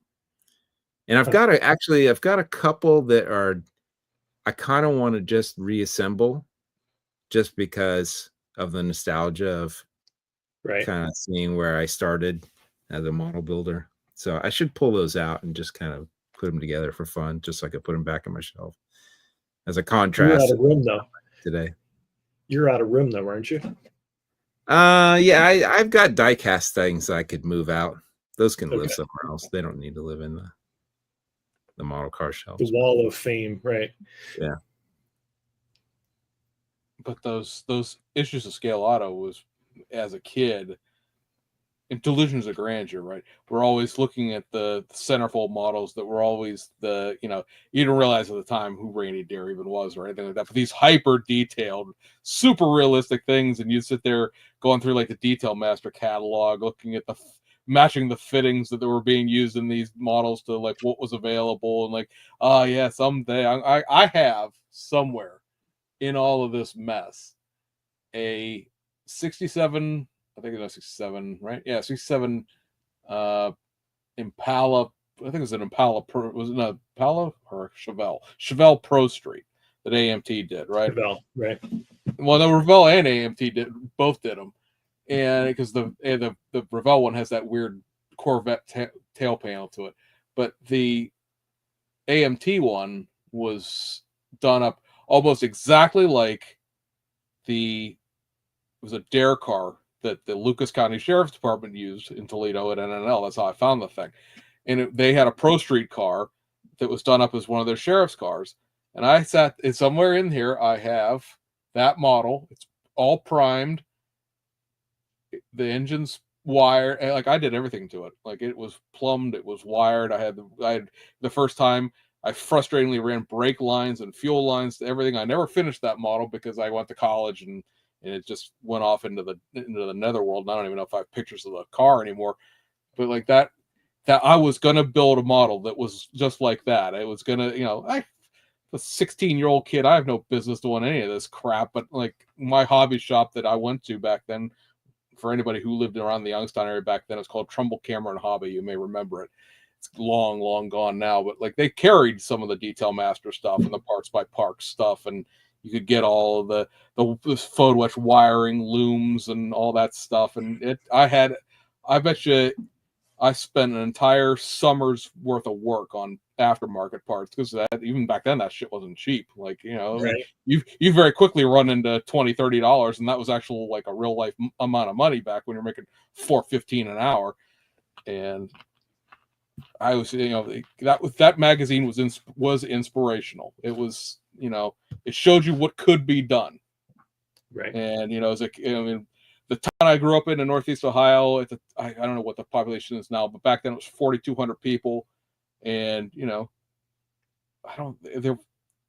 show and the IPMS show in Sharon still exists, but that would have been the closest model club. It was half an hour, 45 minutes away, so it wasn't close enough especially as a kid, or even having a driver's license, driving that far away. Hey, Mom, taking your car tonight, going to the model meeting. That wasn't going to actually happen. So, we all lived in isolation more or less back then, as far as the hobby went, unless you were old enough to be in a club and, got to go to the meetings. Right. Mr. Tester, have you ever had anything in Scale Auto? A couple. My first one was a 69 Barracuda. It was like, I made it in a magazine. Is that contest coverage? Yeah. Toledo, Glass City, I think. Okay. You remember what year? Would have had to have been 96, 97. Okay. Yeah, I never had any, so I never wrote any stories or anything like that. So I never had anything featured as a Oh, model. no. Never had an article. Yeah, I just had contest coverage. Now I did, so the thing I always wanted was to get a cover, and I never got a cover on Scale Auto, but I finally did get a cover on my memory's bad. What was the other competing magazine? Not Car Modeler, but Model Cars.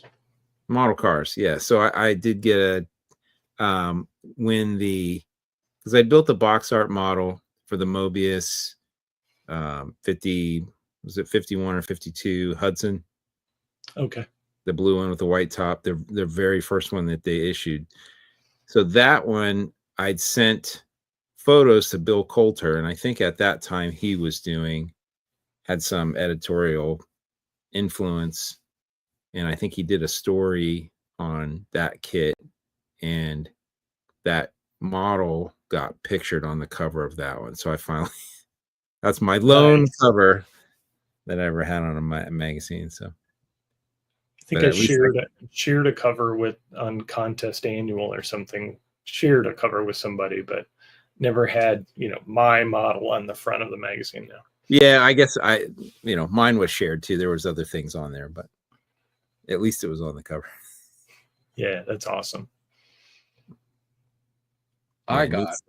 You have arrived, Sean. I got that BMW Z4 that I built, got photographed at Buckeye Scale Classic the March of COVID, and so it got into the Contest Annual which is the last official Scale Auto contest. I know that to this day, Fine Scale still puts out a car version of the contest annual, but I got my model, and that was always a goal. I didn't need a cover article. I didn't need a cover. I just wanted to be in the contest annual, because that was the way you got in back then. There were so many opportunities, right?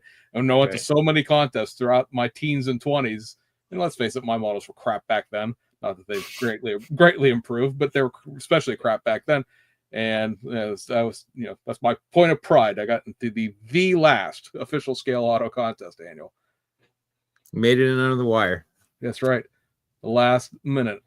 And here I found it. It's going to be a tiny, tiny picture, and it's not the Toledo Sheriff's Office. It's actually Maumee, which was, if you know your Toledo geography, was the town that the show was in. So it's not really pro street per se. It's more like streetified. It has like drag radials on the back, but it's very, very 90s era graphics on that.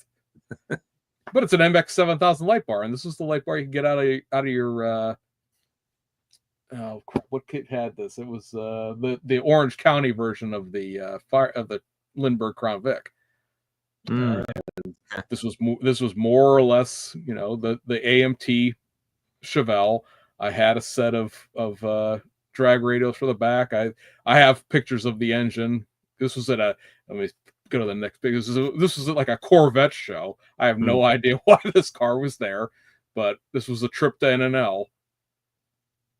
And at the time, if you knew your license plates, to actually have a custom, be the police department that had to customize their license plates, you can only have one of those in the state of Ohio. And it had a radio in it and everything. I have everything to build this car. And for anybody who doesn't appreciate what a cool car this was, let me show you what another Dare car looks like in the same area. A Pontiac Transport. So not everybody's 90s Dare cars were quite so cool. That is the Dustbuster. Things the Dustbuster back in the day. It does look like a Dustbuster. Yeah. Oddly enough, when they first introduced the Pontiac Transport, I thought that was really cool looking. Because it was very unique. Kind of radically styled minivan, but it didn't age well.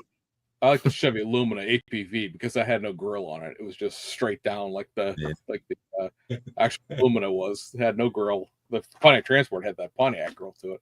And the Oldsmobile one had the Oldsmobile grill to it.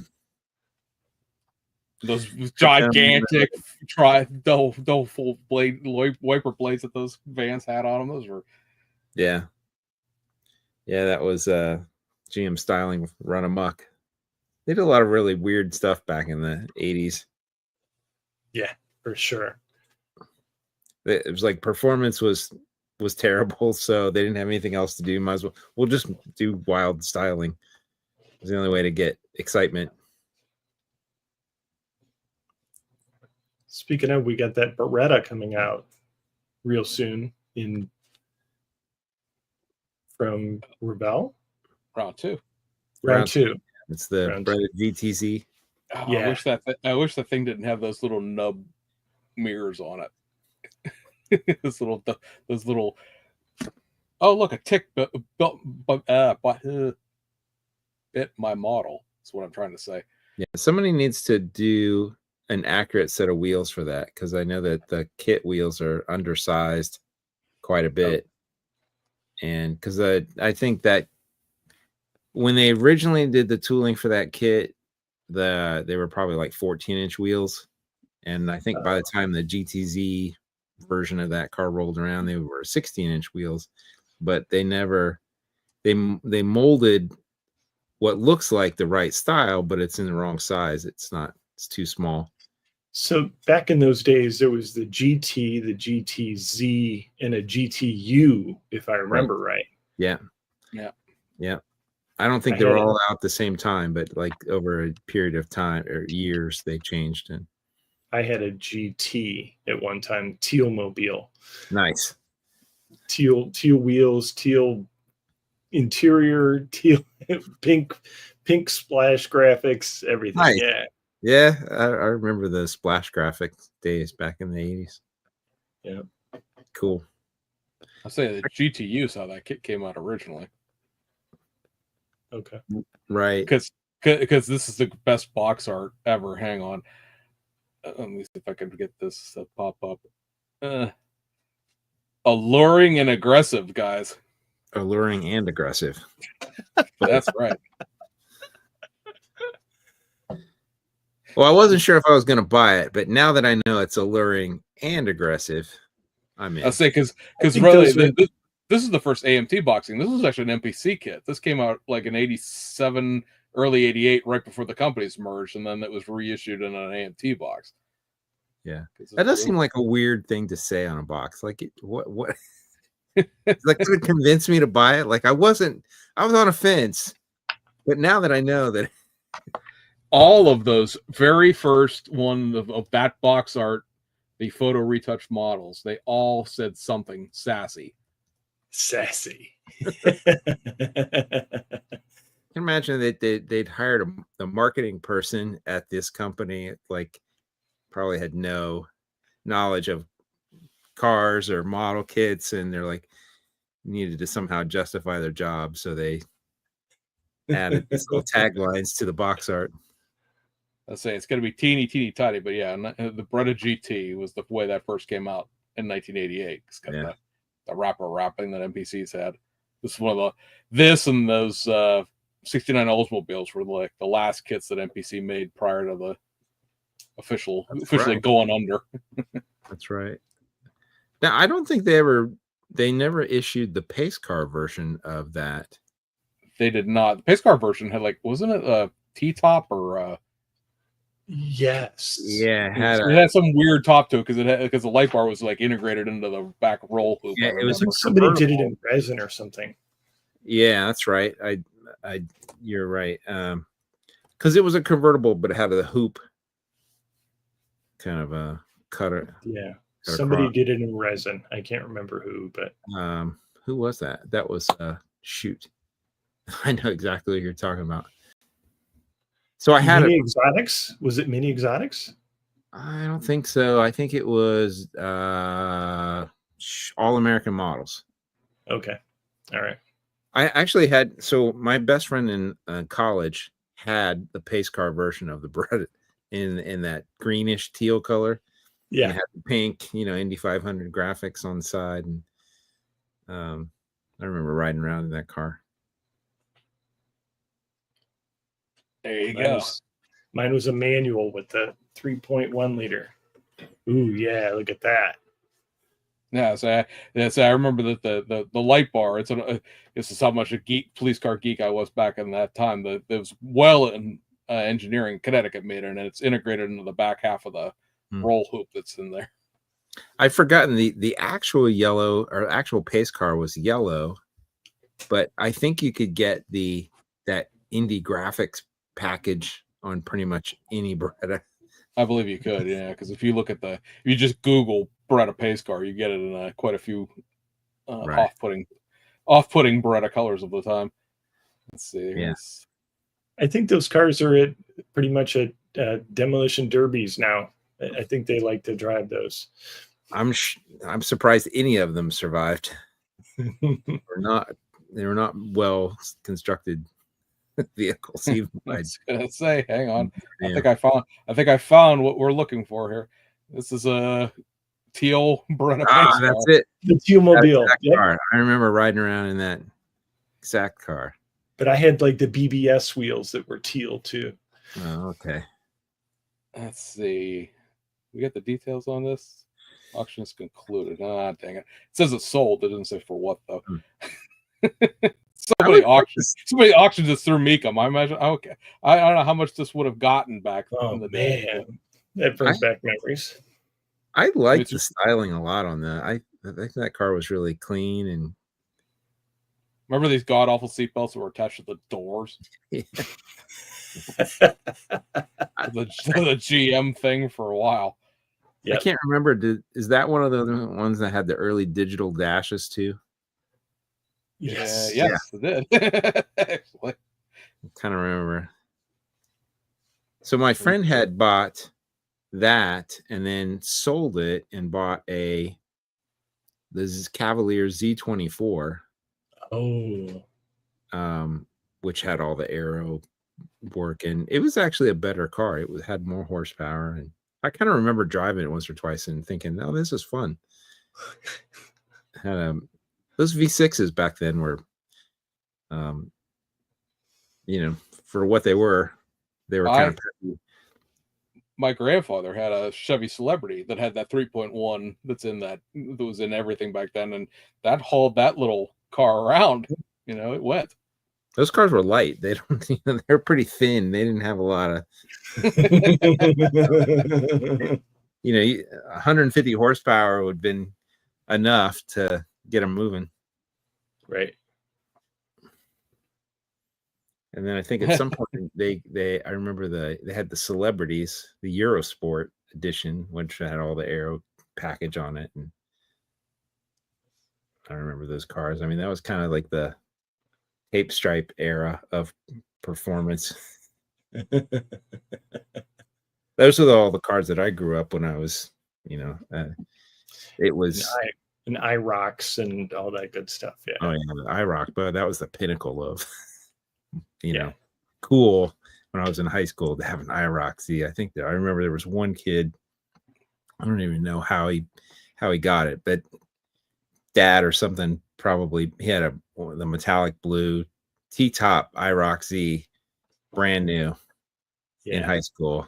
I can't imagine giving a kid an IROC Z as their high school car, but he was the everybody drove over him in that car. Yeah, I graduated high school in '87, so yeah, the IROCs, that was the car. I had a Camaro Z28 in high school, but it was not an IROC. Mine was a rusted out old piece of 77 orange turd that had huge holes in the quarter panel and the doors. But it was an actual Z28. Cars were like that, yeah. Yeah. And at the time, it was only a 10-year-old car, right? So it's like, think about it now. Like the car I drive every day is 10 years old. And it's fine, but back then, a 10-year-old car was pretty well used up. Yeah. By the time it got to 100,000 miles, you were going to throw it away. It was just like there was nothing left of it. Right. So the quick story time. So my girlfriend in high school, her grandfather owned the Chevy dealership in town. Her dad was the general manager of the family-owned Lincoln Mercury dealership. So she had like demo cars all through high school as her the car she drove. So she had an Eagle Talon TSI when I was going to high school. What I learned how to drive a stick shift on. That's right. I was taught to drive a stick shift by a girl. But her brother accidentally started that car up one winter morning and forgot to take it out of gear, because you put a manual car on a hill, you put it in gear when you park it, and he launched it into the trees that are on the edge of the driveway. And when it got wrecked, they replaced it until it got fixed with a 93 Camaro RS, the V6 one. By the time I was in high school in the 90s, an IROC was like, that was a derogatory car, right? You had to have chains and a wife beater and be Italian to drive that car in many neighborhoods. And I never wanted that style of a Camaro until I drove that car. And then more than anything else, I spent that summer before I bought my parents and because we split the cost of it, bought the 88 S10 with no options and vinyl everything that I ended up getting after high school. I spent that entire summer being like, this car is for sale. It's a used car. That's the whole reason why it exists. I want this Camaro. You can't have that Camaro. It's a V6 Camaro. It's not that powerful. I want this Camaro. I never wanted that style Camaro till I sat and drove it around. And then I wanted that Camaro. When I was in high school, there was remember we had to take driver's ed. Oh yeah. Yeah. So there was 2 schools in town that gave driver's lessons. One of them used cars that I think were leased or donated from a car dealership, and they were like large GM sedans. The other one in town had brand new Z28s and Trans Ams.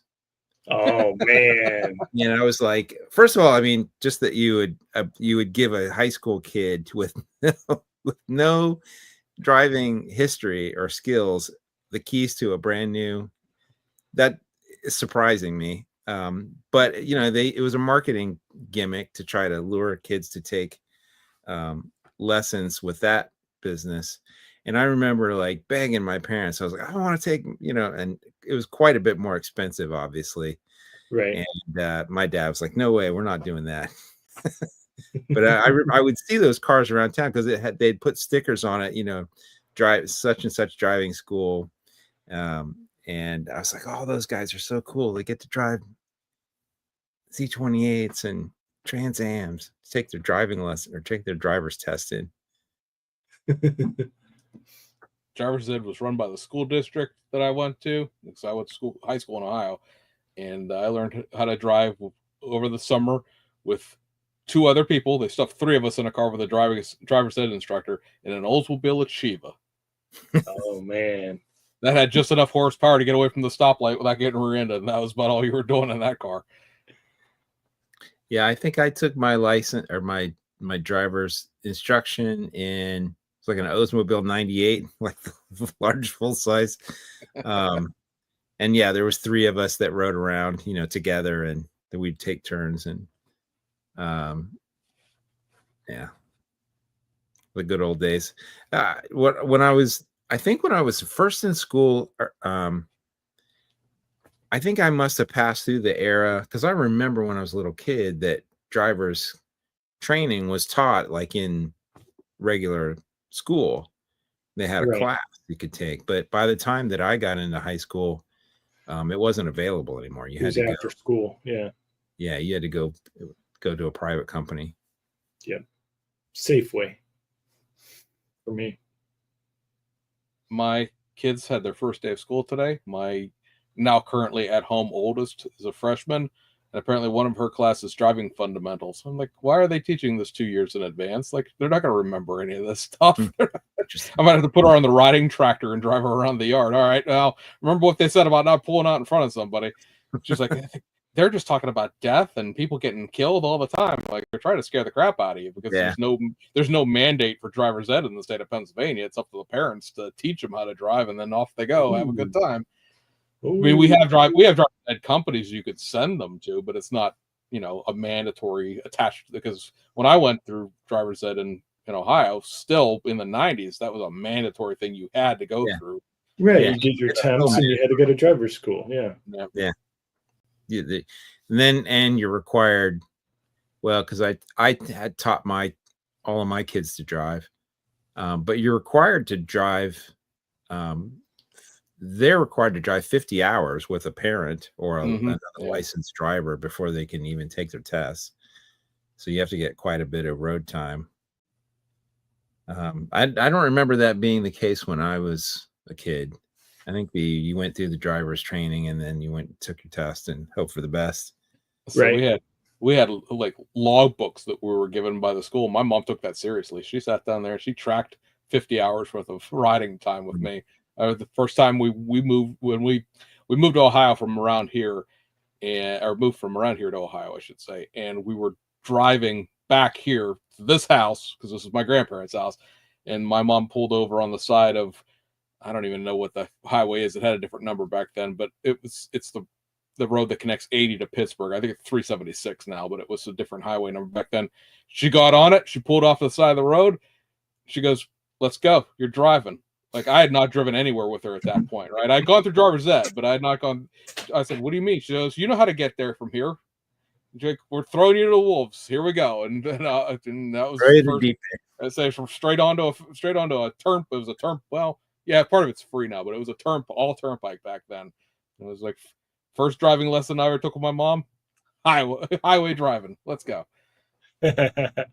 That was probably 2 hours from there to here. Like, I drove the whole way, the rest of the way down here. So we had a Chevy Malibu that my mom drove, 78, I think.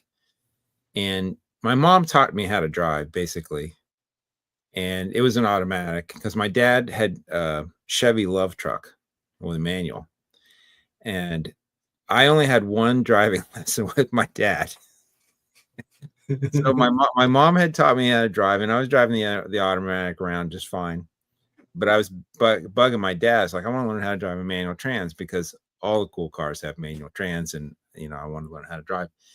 And I don't remember why, but my dad wasn't really interested in trying to teach me or whatever. But I remember bugging him about it, and we were out on a Saturday afternoon at one point, and we had stopped to get lunch somewhere. And I think I was asking, and I'd already gotten my license at this time. I'd been probably driving 6 months. And I was like, come on, Dad, I want to learn to drive stick. He's like, all right, fine. I'll get in the thing. I'll teach you. And we barely got home alive because, to just get into traffic with, and to try to I'd stall the thing at stoplight several times and almost got rear-ended. And it was just, we got home. He was so mad and frustrated. He's like, well, what happened? So we lived really close to the high school, like within walking distance, and it had a great big parking lot. So when we drove home, he drove over to the high school, parked the vehicle, handed me the keys and said, don't leave this parking lot until you can drive that thing. Just practice, stop starting in the parking lot there, and then that poor clutch. Then when you're done, drive it home. And he walked home, and that was the end of the driving instruction. So I probably rolled around for 45 minutes, an hour, and I figured it out, and I drove it home, and that was the first and last time he ever gave me an instruction on driving. All right. I know we should be going here, but I beg your guys' indulgence for this because you'll both enjoy the actual thing I'm going to show you here.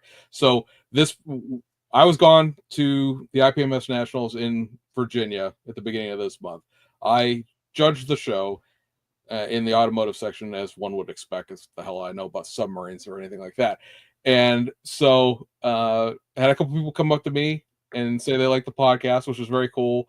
Like, we've talked about this in the past. People walk up to you and say, hey, I recognize you, from the podcast. It's very interesting to have it happen at a place that's not a car model show. So I got placed in with, I don't know, if either one of you guys know Rocky Sink. He's from the Roanoke, Virginia area. I don't know if he comes up this way or not, but he's very, very prolific modeler down in Region 2, which is like Virginia and Eastern Pennsylvania, stuff like that. Got paired with him and a couple other people. And on my team is an OJT, which is on the job training, meaning you've never judged at nationals before. You have to go through the training program. And the is a guy named Wade Brooks, who is from Louisiana. Never met him a day in my life. Couldn't have picked him out of a 2-man police lineup, but really nice guy. And we're going around, and it's like a 3-man team, and the OJT is basically there to learn. You make them do all the paperwork and stuff like that, make them do all the writing so they learn how that all works, because it's still not very digitalized on the judging end yet. And, we're sitting there talking. And so I turn around to him at one point and I go, well, what does the OJT think about this? Because you're getting, you have 15, 18 models in a category, and you're picking 1, 2, 3, and the judging criteria is very stringent. This is the nationals after all.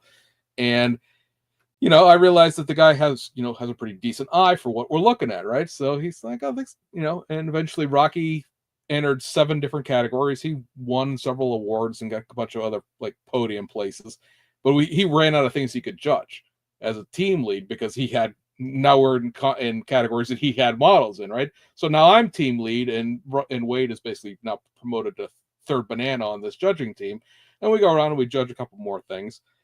And so we get around to the end of the show, at the end of judging, and now we're judging best automotive, which is based on whoever wins first place throughout these 25 different categories. And best automotive goes to this model here. If I could press the right flipping buttons at the end of this, you think I'd learn how to use it in the last 2 hours, to this 1968 Plymouth Belvedere, which is named Wendy, as you might gather from the bench here. So this is not a resin model. This is converted from a AMT 68 two-door. What?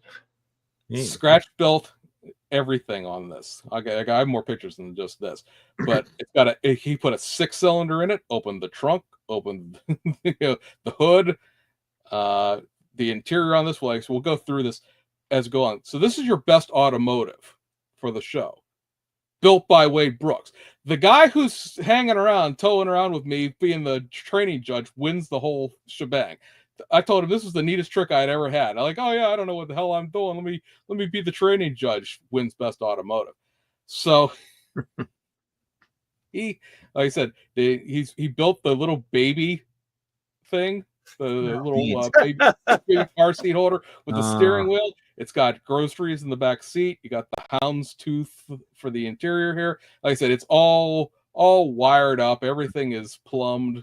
Yeah, nice. Wow. I remember those car seats. I had one of those when I was a kid. You got an 8-track in the 8-track player, a bunch of 8-tracks in the little container here. Got the photo etch keychain with the peace sign on it and everything. It's got, I said, he's put a leaning tower of power in here rather than having the V8. That's really cool. Nice model. Well deserved. He went through and I didn't open the trunk up, but he put all the under trunk thing in. He went ahead and put this is the correct pattern. You can't see it for this picture, but it's got the correct pattern for the carpet. It's got the the trunk latch system down here. The weather stripping for the trunk. Yeah. Yeah. So yeah, here's this award back here for his best automotive. But yeah, so I know David Green, who's his friend, watches this podcast. He's one of the guys that came up to me, and he said to me, like, you need to put this guy on your podcast. He knows a whole bunch of obscure NASCAR stuff. And I was like, oh yeah, that would be fun, just have a conversation. Because obviously if you have models in the contest or you're judging the contest, you build models seriously. And I'm like, yeah, sure, I can have Wade on sometime, and that'd be cool. And then he gets best automotive. It's like, oh, okay. Neat trick, Wade. I appreciate I don't know nothing as I walk out of here with I don't know how close that came to winning best of show necessarily, because obviously you got best of all the other categories go to get mono and mono for best of show, but it was my laugh festival. It was my OJT judge won best automotive. Huh, cool. That's fun. Lewis Hicks was down there, as was Chris Collins. Lewis won first place for that Vega dragster that he did. Okay, the red one. Yeah, that red one. And Chris picked up a couple seconds. Lewis picked up a couple seconds. He picked up second with that monogram lowrider, not monogram, but that Impala lowrider that he did, the 59, I think that is. I remember that. So congrats to those guys. Neat. I've given, if you guys know now, I don't think I actually have to tell you because I've been so busy since I got back. But yes, please, everybody, go find Lewis and ask for his autograph. That's what I immediately did. Was, oh, you're a nationally award-winning modeler. Can I have your autograph? It's good to know you before you got too famous and couldn't fit through the door. Turn sideways, get that ego through the door. Neat stuff. I love that guy. He's awesome. So congrats to those guys, and congrats to Wade for sneaking one past everybody there. And that, boys and girls, if there are any girls, will be it for tonight. We thank you for joining us. Again, we apologize for Terry not being able to be on board here. Next episode, presuming that the technical issues do not continue, we have Martin, better known as Stoke from Instagram, who, I don't know if you know his models better than his photography or his photography better than his models, but we're going to delve into all that with him in 2 weeks. That guy is really inspirational. For sure. If you're not on Instagram, you probably don't know. I don't think he's on any other social media. I don't believe he is either. No. Now, Facebook, you may have never seen his models unless you're on Instagram, but he is amazing. The stuff that he is doing, it's truly astounding. Yeah, so, I agree. Yeah, it'll be a good time. Yeah, so come back and join us September 8th for that one, and we'll see you guys on the other side. Good night, everyone.